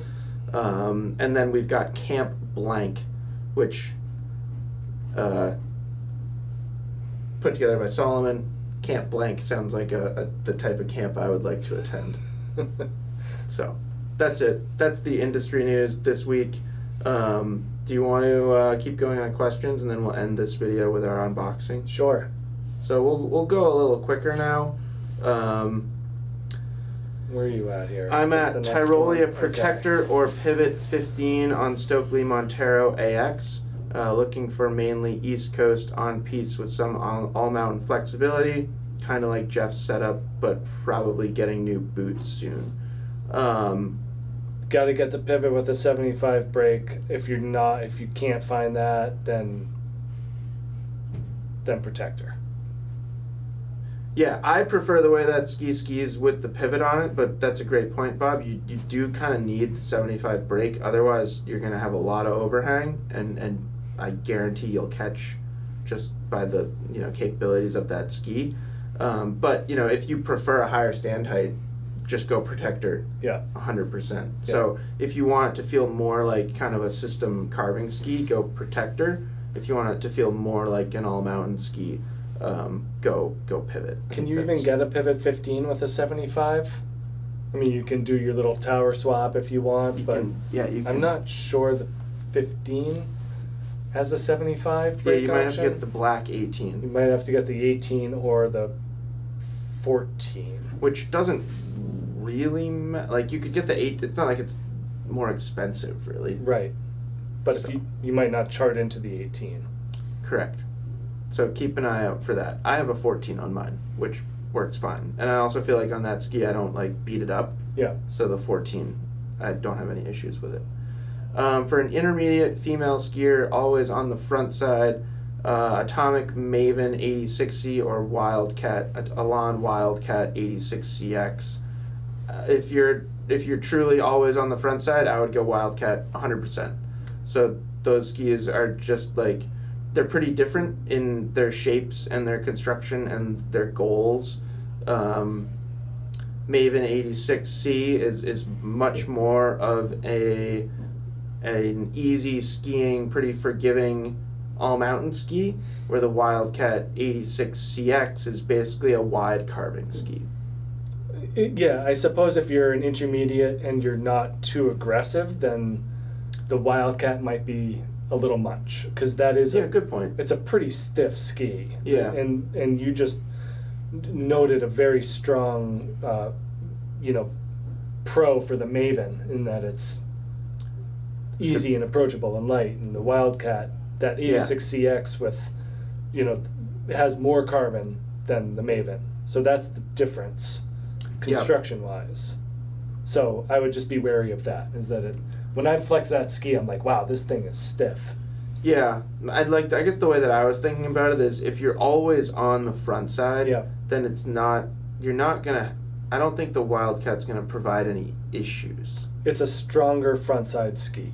Yeah, and I do think that there's something to be said about the intuitiveness of amphibio builds. Yep. Of having right and left skis, it just makes things feel very easy and obvious what you're supposed to do. Yeah. All right, let's see. This is from BC Foxtrot. 6'1", 250 pounds, aggressive directional skier, Mammoth, Alta, Jackson Hole. I have Elan Ripstick 106 Black Editions and love it. When I do replace it, which skis to look at? I mean, I wish they kept making that ski. Unfortunately, I like that 106 Black Edition a whole lot too. Yeah. I'd go back to that Core 105 as that carbon powered replacement. I'd throw Maverick 105 CTI into the conversation as well. Yep. What else is in that good range? I mean, there's a lot in that. Those are two really good ones. Good directional skis. Yeah. And who knows, if you're not looking to replace it this year, we'll get new stuff next year. Right. Is QST 106 worthwhile to bring into that conversation? It always is, because it's just so good. Yeah. Yeah. All right. Hi guys. 2025 Stance 90 versus the 2025 Armada Declivity 92 Ti for on-piste fast skiing here in New England. They're both really good. Which one do you think is faster? I think Declivity. I think the Armada's faster too. Yeah. I think the Stance. Well, especially with the newest version. Yeah. With the Poplar and the Declivity. Yep. So, yeah, I would say Declivity is going to feel a little bit more robust. Yeah. A little bit denser, a little bit stronger overall. More material, more mass. Yeah.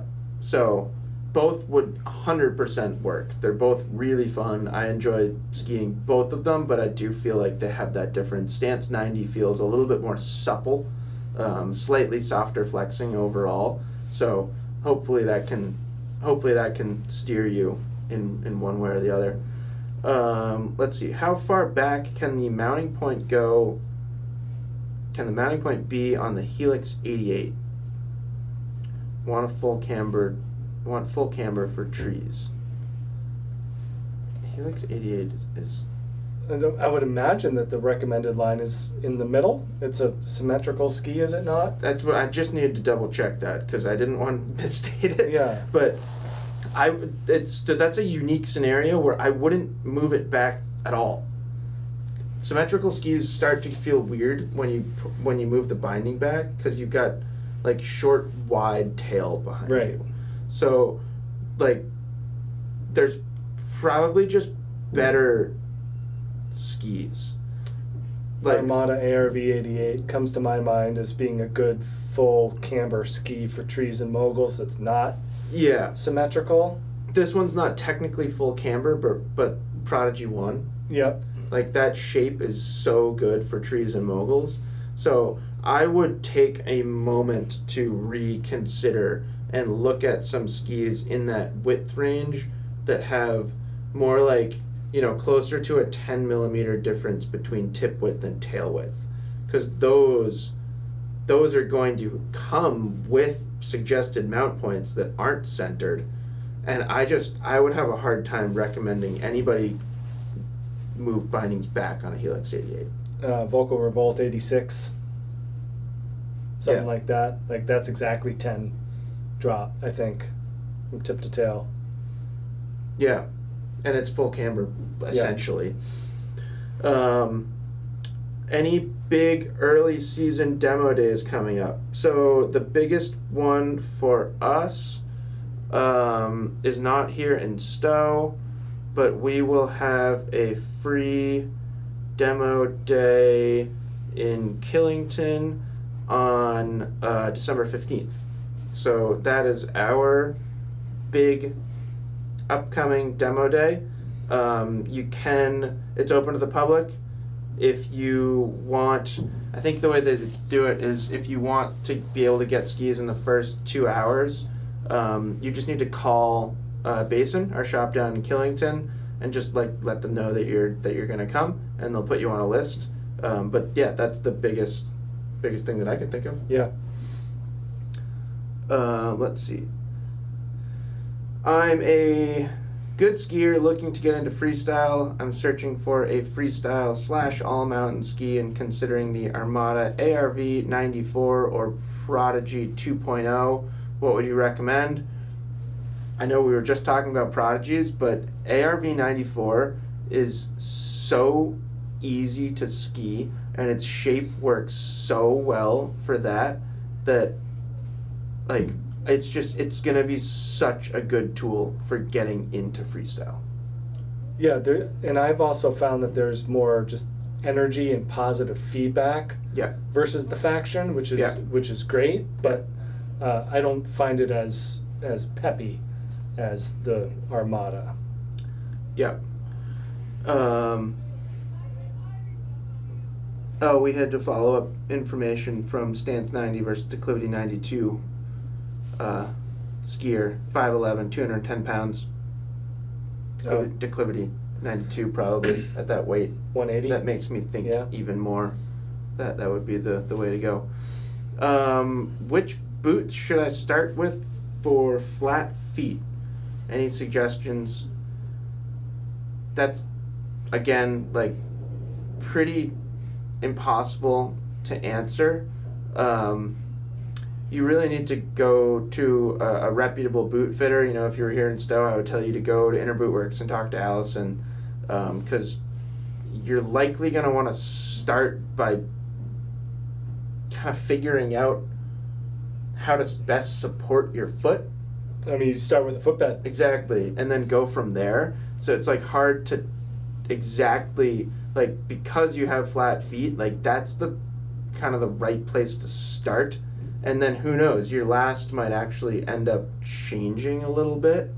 And then flex is impossible to really recommend without seeing your body or your ankle flexion. Yeah, I mean, I'd also say that a lot of people, when I was working at the boot shop, would come in and say, I have flat feet, and then plop their foot down, and I'd be like, no, you don't have flat feet. Like, yeah, it's like, it is really helpful to have a professional boot fitter make that assessment, make that initial assessment. This is also Carter fan. Kids powder ski recommendations besides the bent. There are limited. My like biggest general recommendation, and this is something that comes up with the kids that I coach a lot, because they'll like, as they age and they get better at skiing, they want powder skis, is look for short length women's powder skis. Yeah, the Vocal Revolt 100 looks sweet too. Which is an actual junior ski. Yeah. Yeah. That was more, so thank you for a specific recommendation. Mine was more general. Yeah. Because there's limited stuff for actual junior, don't hesitate to like go to a women's powder ski and see how short they go. Yeah. And generally women's powder skis have like really cool graphics. They're not just like super girly. Right. So, you know, if it's for a boy, they're not going to just say no. Have you skied on the, I still don't really know how to pronounce this brand, the Ferial 104? If so, opinions? No, we haven't, but those guys were just here. I missed them the other day. Two weeks ago. I chatted with those guys for a while. They left us some information about their skis. They're going to get us some skis this winter. I also gave them an open invitation to our ski test. So that'll be 2026 ski test. So no, have not skied it yet, but already making moves to ski it. Sweet. Yeah. This person just asked, what's up? So what's up, Bob? I don't know. Our Icelandic ski is good. Yeah? Sure. Yeah. There's nothing bad about them. I've historically found them to be not particularly progressive in their engineering accomplishments. For a while, they came from the factory kind of edge high, which was never summer makes more snowboards than skis. So it was figuring that out. But they're good. So I'd say the best thing about Icelandic skis over the years has been their durability. They're pretty bomb-proof, and they do have some really cool shapes. I don't have a modern take on Icelandic. Mine is very 10 years ago. Yeah. So I don't have a current. So yeah, they're good skis. At the same time, are there brands that are doing more progressive, more technical things with their products? Yes. Yeah. And are they charging the same? Also generally yes. Yeah. So I think there are, from most brands or most comparisons to Icelandic, for the same price, you're generally getting more technology. What are your thoughts on replacement liners for the Atomic Hawks Prime 120, or should I just consider replacement boots? Skied them 3 years, 60 plus days per year. I would consider replacement boots. You're just about there. I mean, it's...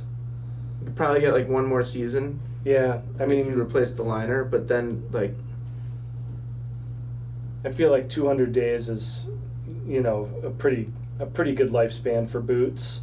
Yeah, and he's already at... Is that 180? 180 in plus, theory. So you're just about there. I don't know. Get a zip fit liner, put it in the boot, get it for what it's worth, and then you put your zip fit in your next set of boots. Yeah. See how it goes. I don't know. I'm looking forward to seeing how that goes. When you guys open up Shop Tyrol and enjoy a 9-month ski season, I assume they're saying, when will we? Yeah. I don't get to answer those questions. I don't pay the bills around here. Yeah, but we had talked about that a little while ago. Yeah. And Ski Essentials Europe, based in Tyrol, seemed like a pretty good idea. And this was, I appreciate this line of thinking. When can we enjoy 2 hours of watching Jeff ski? I keep telling you to do that. Just put together raw footage loops and just put them out there. I don't.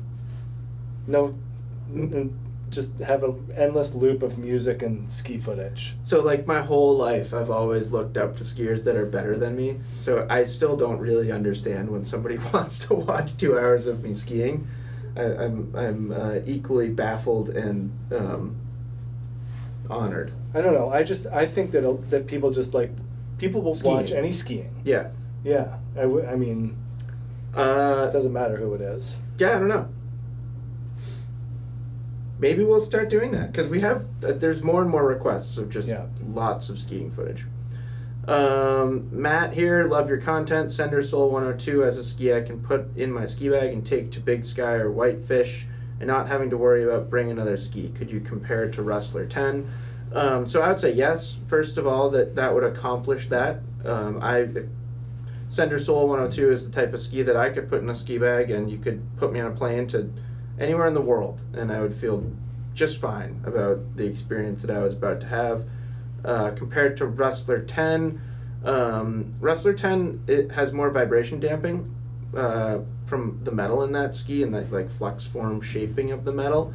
It also feels a little surfier, longer tail rocker. The Sender Soul has more of a directional skiing feel, and they they have a little bit more responsiveness out of the tail, a little bit more precise, where Rustler is smoother both in its vibration damping and its edge release.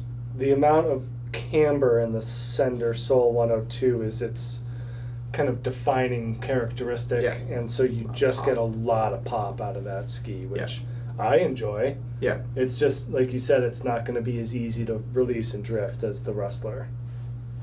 Darren here, I'm pretty sure both of you lived in Breck. This is going to be hilarious. The answers to this will be hilarious. Oh my God. What skis did you ski when you were living there, and what skis would you ski if you were still living there? I skied, I was an athlete. I don't know why I did this. That's what athletes do. I was an athlete for RMU, Rocky Mountain Underground, for many years, but including when I lived in Breckenridge. So I was skiing on an RMU Ripa and an Apostle 98, and I don't think this ski exists anymore. And I don't even remember what it was called, but it was like a big wide powder ski with not much early taper, but like twin tip and long turn radius. So those were like my 3 skis. I would say if I lived there now, I would have like Unleashed 98. Your skis wouldn't look very different than they do now. Yeah. I mean, I would love an Unleashed 98 out there. Sender 110 free would be fantastic. Yeah, that's my answer. I sent you a link. We were looking at old skis on eBay last week, and I sent you a link and said, this is what I had when I skied in Breckenridge. It was a 1998 or 99 Rosignol Viper X. Yeah. 9.9, so there's like 99 in the tip. Yep. And I skied that most of the time. I also had a Rosignol Bandit Double X, which I was debating between that and the Triple X, and just the Triple X in my mind was way too wide. Oh, sure, because it was what? It was like 80? 90 underfoot or something like that. Yeah. So I had a Viper X and a Double X, a Bandit Double X, and those were great. Now, yeah, I think I'd still stay in the 102, 105 range. So Declivity X 102 or Headcore 105 would be 2 of my top picks. Yep. Ryan here bought my Atris from you guys 2 years ago based on your live stream feedback. Sweet. Cool. Any recommendation for my father, 78 years old, lifetime lower intermediate in Vermont, cruising the Bunny Hill nowadays. So what I've found with like this generation skier is they're used to stability. Yep. So although you could make an argument that this is too much ski for that person, I love the idea of something like that Steadfast 85 DC. Yeah, I wonder if it's too. I wonder if it's too turny. If the father at that age is more of a traditional skier and would like something maybe less turny, Solomon Stance 84. Yeah, so interestingly, I think you're right with the mid 80s though. And like, so this has, I've had success with this too, because of their shape and their willingness to skid. Like Ripstick 88 can work really well for a skier like that, because they're like, you can ski them with your feet together and make like kind of more, I don't know, what's the least offensive way to say like older ski technique? Traditional. Yeah, that's fine. I wasn't like can be a traditional saying skier. that's a bad thing. That's how I ski. Didn't want people. That's a good point. Did I offend you? I'm not offended. Okay, good. Moving on, we should probably go pretty fast here. Okay. We say that all the time, and it never goes fast. No, we've been doing this for an hour and 43 minutes. Looking at a new ski to replace 10-year-old FX94, considering Stance 96 or a Dancer 2.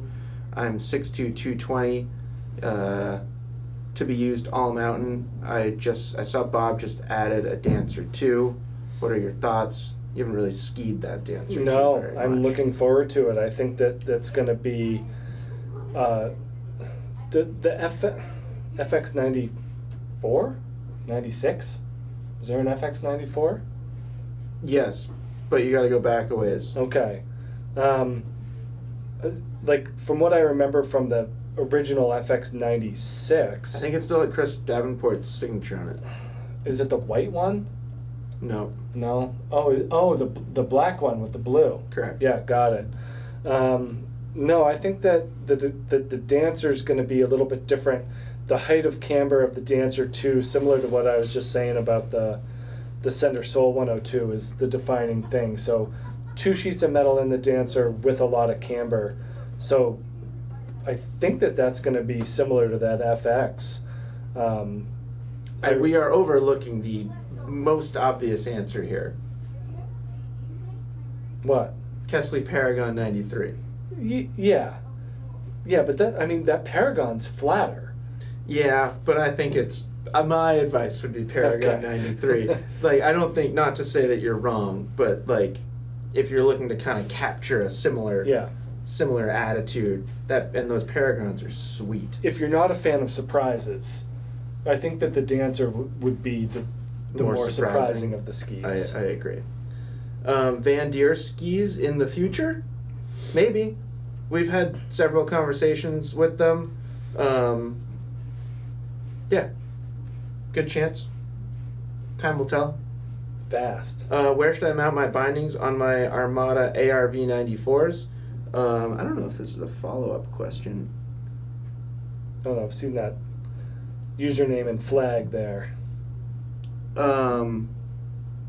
Was this the guy that we were talking about?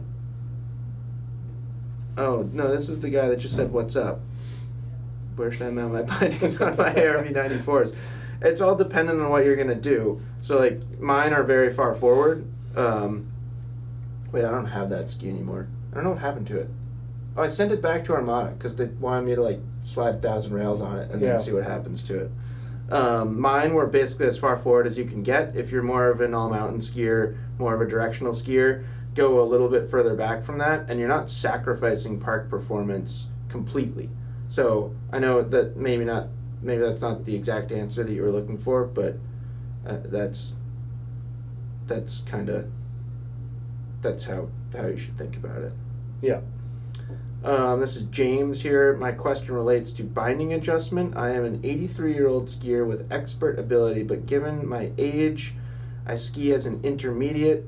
What would you set the binding for, intermediate or expert? Intermediate. So I'm going to stop you right there, Bob, because binding adjustments have nothing to do with ability level. We've had this conversation before. So, like, I assume that you're referring to, are you a type 1, type 2, or type 3 skier? Those numbers are in closer reference to your level of aggressiveness and your personal retention preferences. So I cannot sit here and tell you what type of skier you are. I can only tell you those things. This is what you learn as a certified binding technician. I can only explain the definitions, and then you have to tell me what type of skier are. My guess is that you're a type 2 skier. If I also feel like in any binding questions, you skew to the lower. You know, that's just kind of the safer answer. Is if you're between two things. Yeah. It seems like it's more sensible to skew to the lesser. When do you at Ski Essentials start to learn about next year's models? I'm sure you're not at liberty to give any specifics, but wondering what you know about 2026 model year skis, if anything. It varies brand to brand, it varies year to year, it varies like where existing skis are in their product life cycle. You know, if we're 3 years into the ski being the same, chances are we've heard something about what's replacing it. Yeah. But like if a ski collection was brand new, then like we're not going to hear anything about what's replacing it. Sometimes over a year before, to put it vaguely. Does that sometimes 2 years before, I guess. Yeah, I mean, like, but rare. Companies are working on skis well into the future. Yeah. Now. Yeah.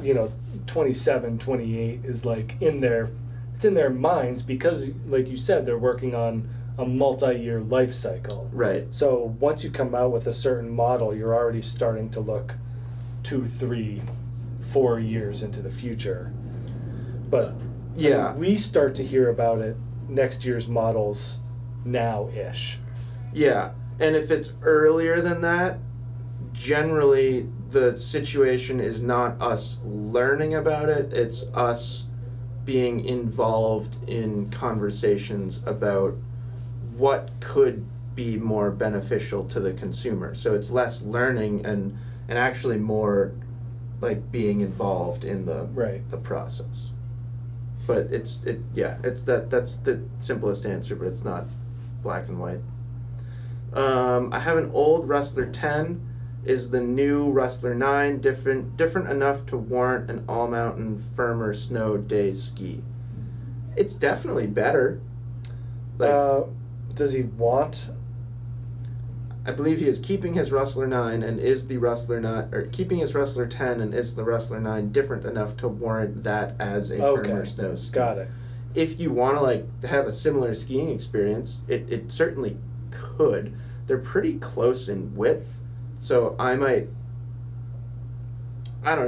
think about going narrower, but again, if you want that kind of like free-ridey pseudo twin tip shape with metal and grip and stuff, going narrower, you have fewer options.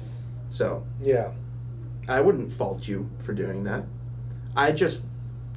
I would also venture a guess that you'd end up skiing the Rustler 9. It would just be the Rustler 9. Yeah, like it would be harder for you to take your Rustler 10 out.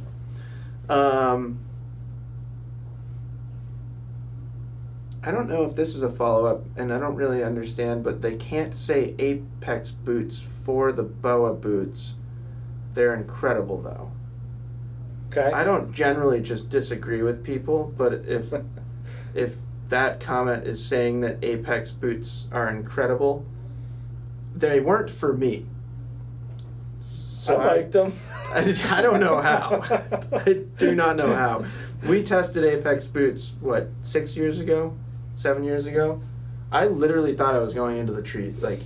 I just started skiing down the mountain and could not turn. So I don't know. Maybe I need to try again. Well, I think you need to temper your expectations. Fair enough. If you ski and exist in an Apex boot skier's mindset, they're lovely.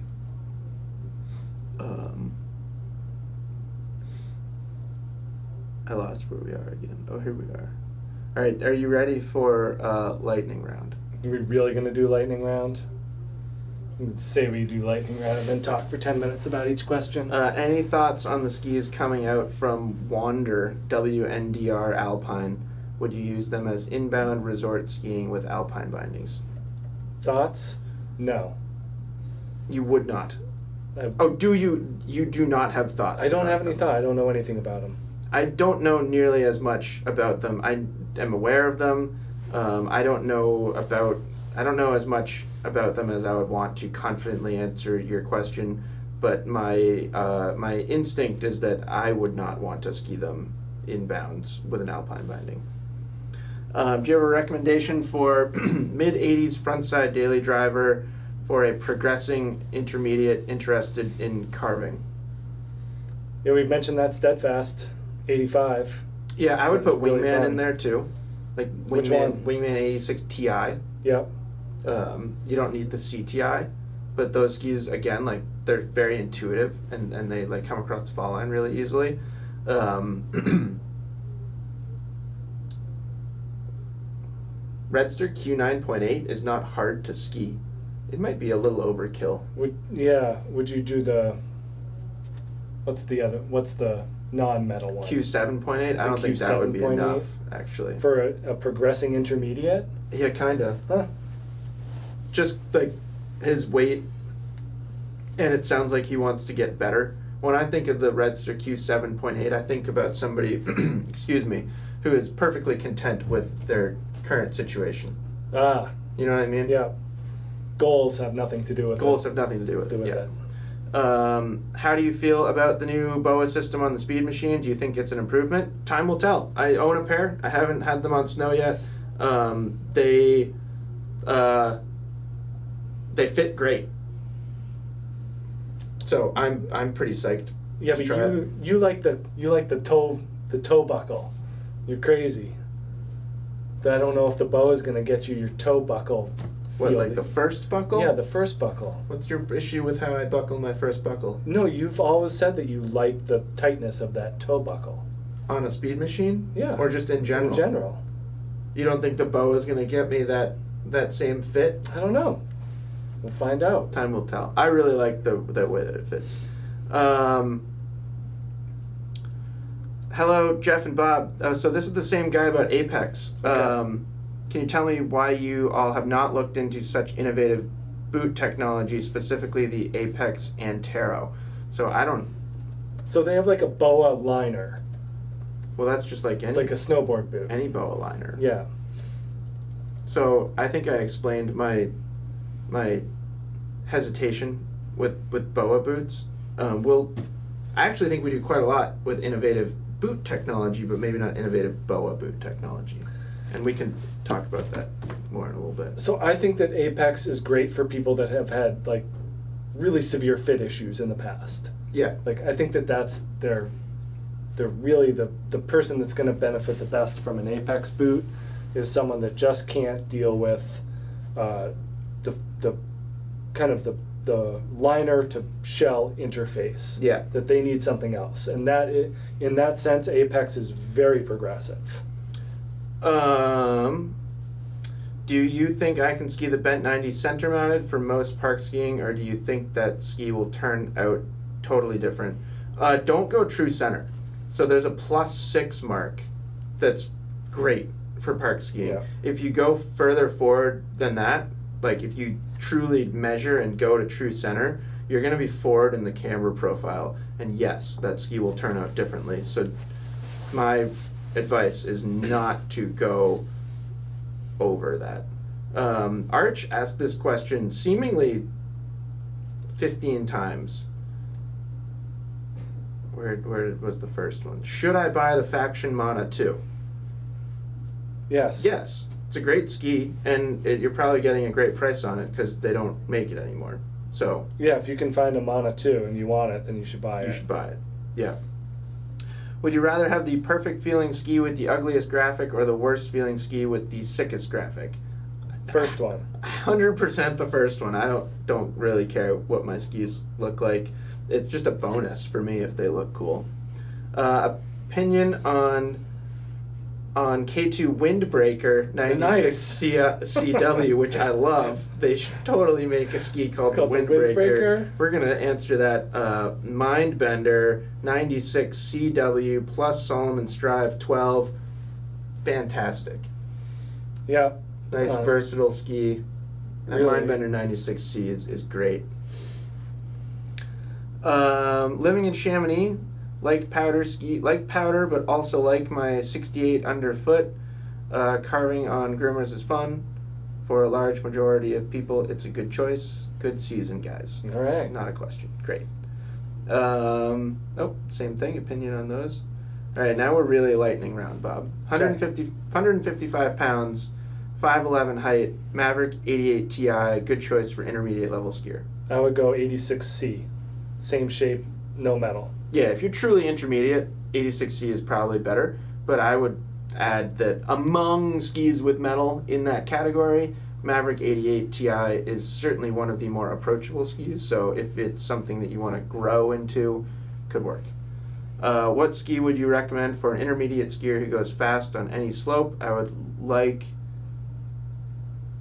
like a ski, I assume, that makes me progress with my carving style, stable at high speeds, and that can handle any kind of resort.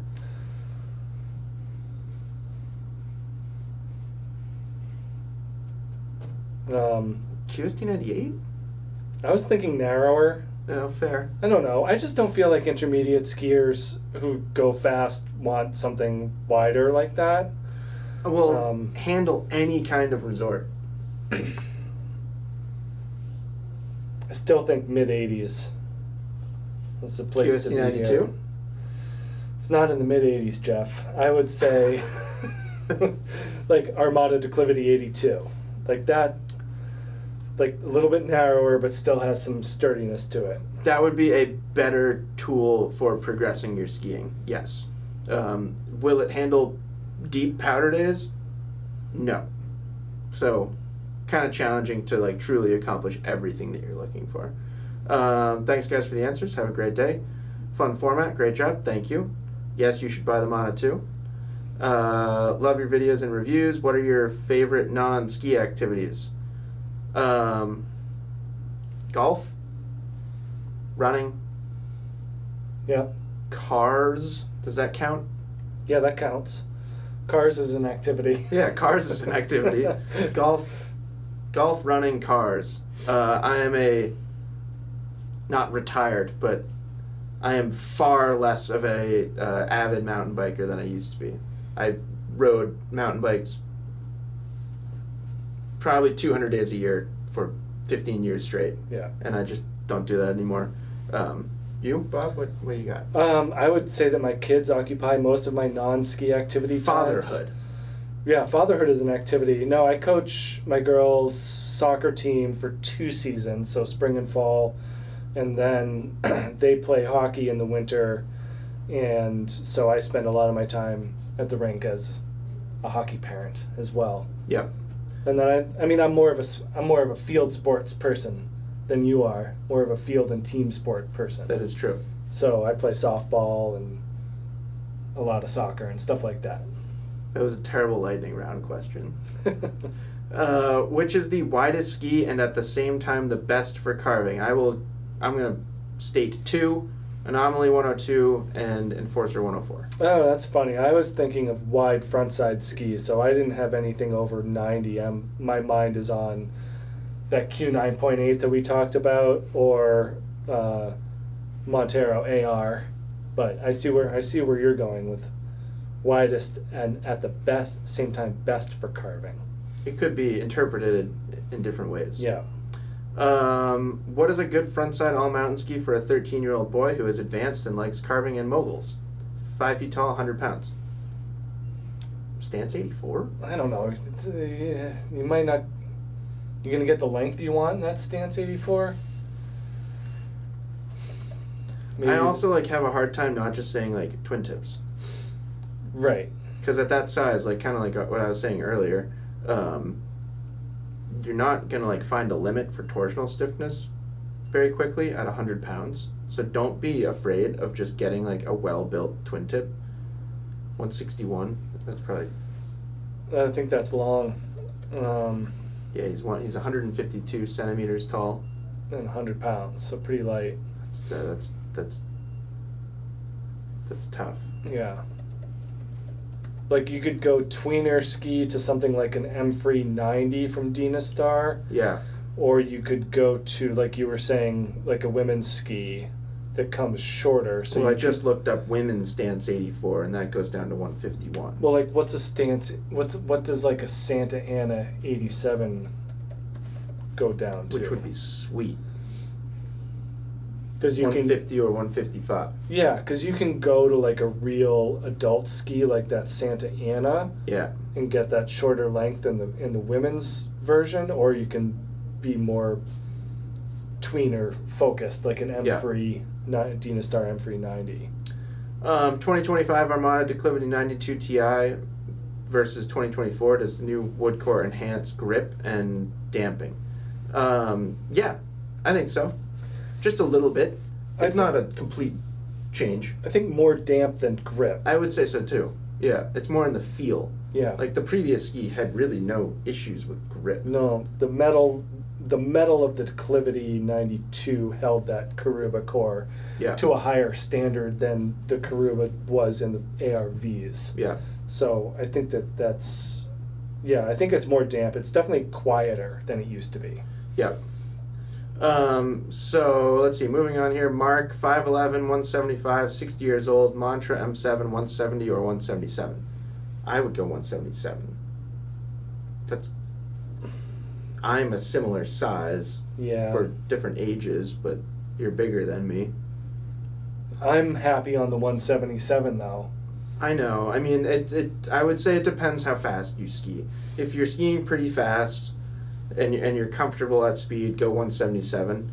If that doesn't quite sound like you, 170 could work, but my instinct are 170 is the way to go. ARV 100, he's 6'2" and 160 pounds. What length should I get? It's what, 179? 79 or 85? 86. 86? I would go 179. I would too. I think just the weight, like Yep. You're not a big person, and the longer length is just gonna make it less fun. Should I buy the Blizzard Rustler 9 2020 because it's cheap, or should I spend more money to buy the 24 model? Depends how cheap. The 2020 Rustler 9 is still a good ski, and if it's like $100, then yeah, go buy that. But the new one is better. Yeah, the new one's better, but I like the old one. I thought that was great. Yeah, I do too. That's what I mean. Like, I wouldn't just not do that, especially if it's a crazy good deal. Yeah. Ivan here is Solomon QST 98 stable at high speeds. Some people would disagree with this, but I would say surprisingly yes. But it's like that comes with an asterisk because it's the effective edge is so short that the ski can feel like it's wandering or like twitching, but like it's not. It just kind of like visually look that way. It's stable for its shape. Yes, and I also think it's skier dependent. Yeah. I don't think it's intrinsically a stable ski because of its shape, but it gets away with it thanks to the construction. Yeah. X-Racer thinking about getting a cheater GS ski for firm groomer days. Any preferences between things like Stokely WRT Pro, Firebird WRC, Doberman Multigara? Loved skiing that Multigara, and I know I just said I don't care about graphics, and I guess I don't, but like I like that ski for this superficial sense that you don't see it very often. So like seeing one in the wild, it's like you're finding something special. But WRT Pro is incredible. Yeah, I think it's hard to pass up. If WRT Pro is on your list and within your means, it's tough to pass up. But yeah, Multigara is pretty awesome, and nothing wrong with that WRC either. That is a high-powered ski with that's the one with 3 sheets of metal. WRT Pro. WRC, the Firebird. Oh yeah, that one's like that has like the race wood core and 3 sheets of metal and long radius and a long radius. Like, it's pretty legit. So it's like less fun to me. Yeah, you know.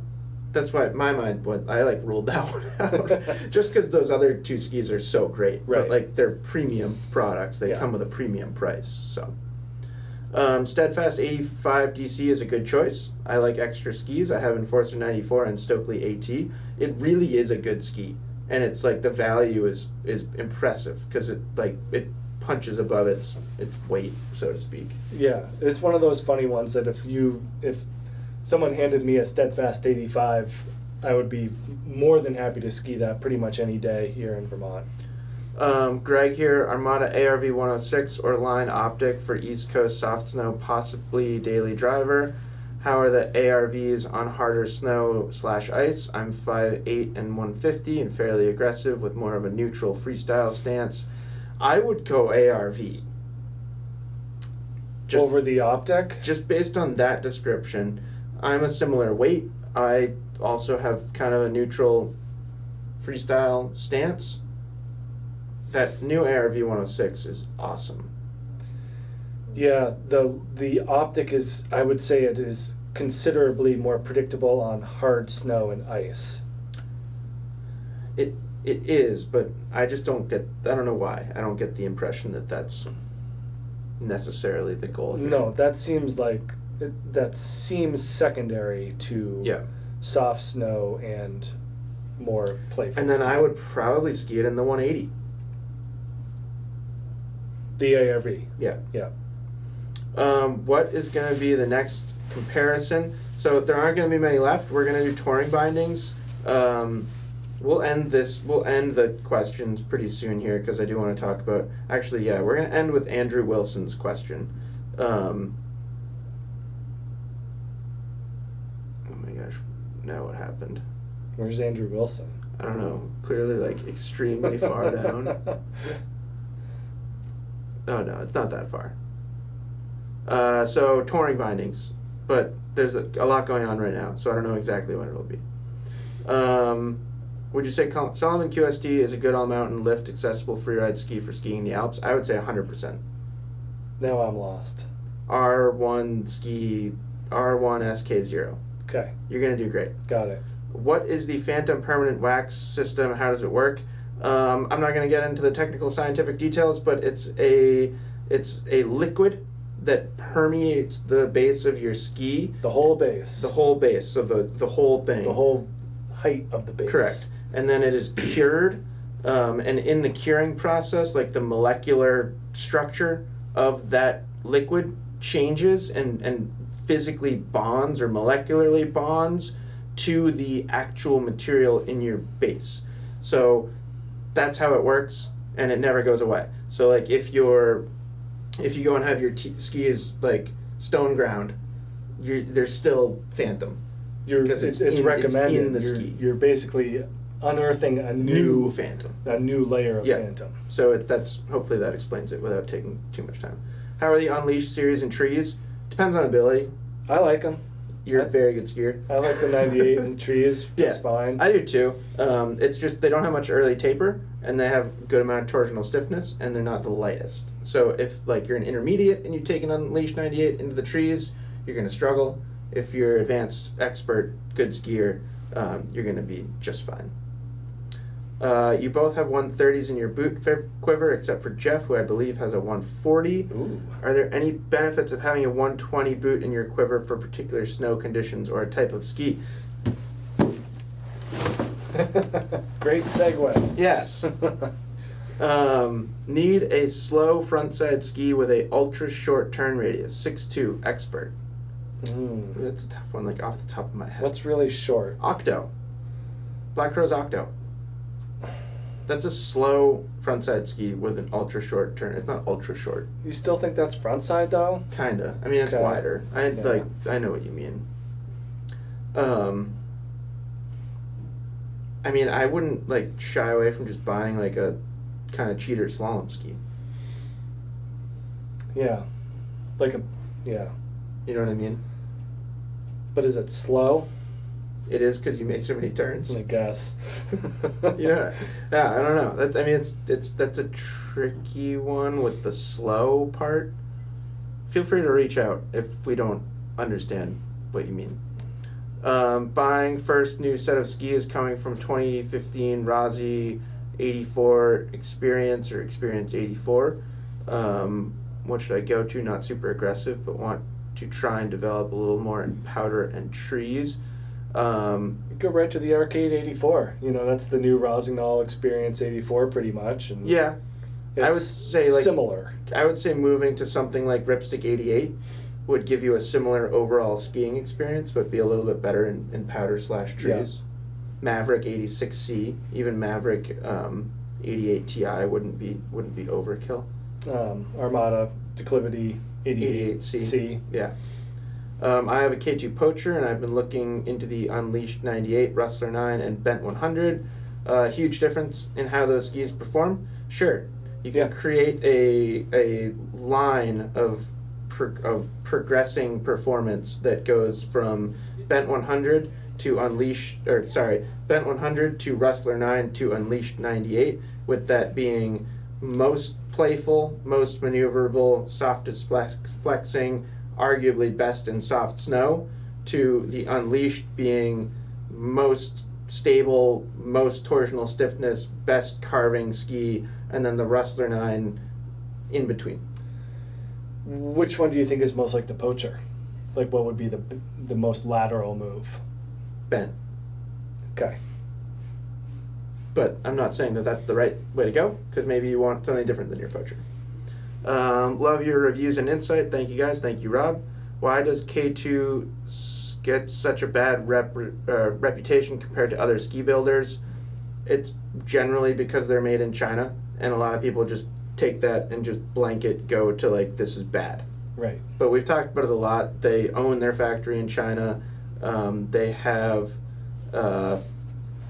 their ARC facility in Seattle where they do a ton of development and stuff like that. So yeah, don't like be scared about K2 from a construction perspective or quality perspective. Like I'd put my stamp of approval on any K2. Yeah, I mean, we've had skis made in Germany have bad quality control, and we've had skis made in everywhere. That it all happens everywhere. And I've had skis built in China that have lasted 200 days without a scratch. Yeah. So yeah, it's really all over the board. Black Friday deals, question mark. We talked about them at the beginning. They're all over our site. So if you go to the homepage of our website right now, that explains it pretty efficiently and accurately. The big things are $50 off any ski and binding combo or any complete ski or snowboard package, and the same is true with snowboards on the snowboard and binding combo. So literally $50 off across the board, everything on our site, whether it's this year's or older, and then free base treatments on 2025. Yeah. Those are kind of the big things. Beyond that, we just have special pricing on bindings, accessories, apparel, stuff like that. But yeah, it should explain it on the website pretty well. If I'm looking for new ski boots, should BOA be the way to go? Is it more future-proof? At this point, it doesn't matter, really. Like, there is a benefit in some situations from a fit perspective, but it's not, like, earth-shattering, the difference. Yeah, I wish that people... I wish that people would go into the boot shop and not know the difference and put them on their feet and see if they could tell a difference. I found that putting people in BOA boots for the first time without knowing anything about them generally really liked it. Yeah. So I don't think that there's a negative to be had there if you don't have any preconceived notions or if you're not super romantic about your buckles. Yeah. Scott here. Hi guys, great show. I'm lightweight, 155 pounds. Is the new Rustler 10 much different than the old Rustler 10? I love the old Rustler 10s. It is and it isn't. I would say I have never met somebody who liked the old Rustler 10 who didn't like the new one a little bit more. And then really like the big accomplishment for them is anybody who didn't like the old Rustler 10 also does seem to like the new one. Yeah, I would say it's across the board improvement, and again, not to say that the old Rustler 10 was not a good ski. Yeah. Watching your ski comparisons is the traditional beginning of every ski season since 2018, 2019. All the best from Europe. Those are funny ones to look back on with you in front of the white thing with your long shaggy hair. With like no lights. And the plastic on the skis. No studio lights, like no good audio equipment.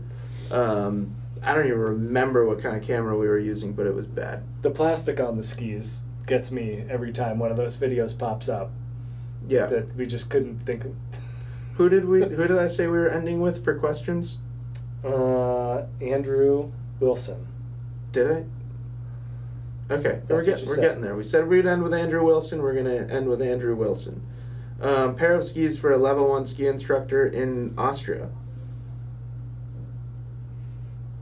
Where are you? Thomas Peterson. Yeah. There's a lot. We talk about Vocal Peregrine 80 and 82 a lot for ski instructors. 3D turn radius gives you like a ton of tools for demonstrating different turn shapes, and it's a really popular ski among ski instructors. I would throw like Montero AX into there too. I think low to mid 80s is a good is a good place to be. I don't know about Austria, but I would assume that carries over, but I could be wrong. James here wants to ask, I just lost connection to my Bluetooth mouse. Okay. Which is like in the other room. It seems like a really weird notification to give me. It connected again. Great. I just wanted to ask in regards of installing a flash mode light to my ski helmet. Like for skiing during the day? I don't know. Is that a safety thing? People can see you coming? That's what I'm assuming. I don't know. I'd get the same one that you put on like the back of your road bike. Yeah, I'm not an expert in that field. Apologies. Is K2 Mindbender team suitable for non-World Tour skiers? Aggressive expert skier, 6 feet tall, coming from Mindbender 100, which is way too soft. Are we talking about boots here? Oh, yeah. Yeah, thank you. Yeah, we're talking about boots. Like, what are we talking about? It's certainly suitable.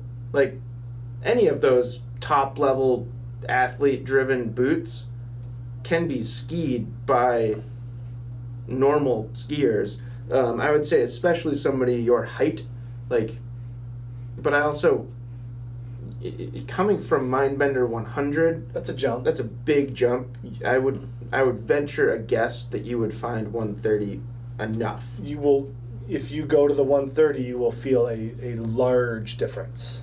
That's a big Huge difference. You will all of a sudden realize that your skis have edges. Yeah. Serpo or Justice? Justice. Love the Serpo. Thanks, Bob.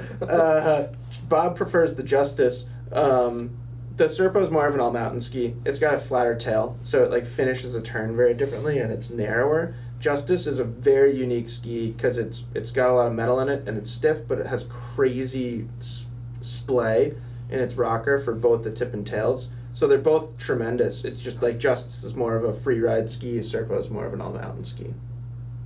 Or just Justice. Josh, love your content. Dudes, thank you. What would you guys recommend for side and base edge angles for rental fleet? Oh boy. Wow. And this is also beginners, never ever's, very novice skiers. I feel like for that, 1-in-1, because it's more durable. I was going to say 1.5 for on base. Yeah. Yeah. 1-in-1. Yeah. I mean, great question. We have not done any testing on beginners' preferences for edge angles, but that would be, I would go 1-in-1 or 1.5. And 1 or 1.5 and 2. I think 1.5 and 2. Yeah. Anyways, I just bought a Chronic 101 and looking for a binding, thinking between the Pivot 2.015 or the Strive. I'm 6'3", 250. What do you think? If you go Strive, I would use Strive 16. Between those, you're going to be just fine on either. They're both great. I guess, like, Pivot kind of gives that ski a little bit more flex right underfoot. I think that would be helpful with a ski like the Chronic, which is pretty stiff underfoot. Yeah. I don't know. I packed up a Chronic 101 and a Pivot 215 yesterday, and thought that was a great setup. Yeah. So, yeah, probably Pivot would be a little bit better. I would say so. Just from a performance perspective, but from like safety, either one would be totally fine. Should I get my brand new skis serviced? No. I feel strongly about that. Like, I don't like to change, and this is interesting, like piggybacking off of our edge angle conversation, I don't like to ever make a change to a ski until I know what it feels like from the factory. Yeah, and I feel like they are quite good these days at factory coming wax out with a great product. Yeah.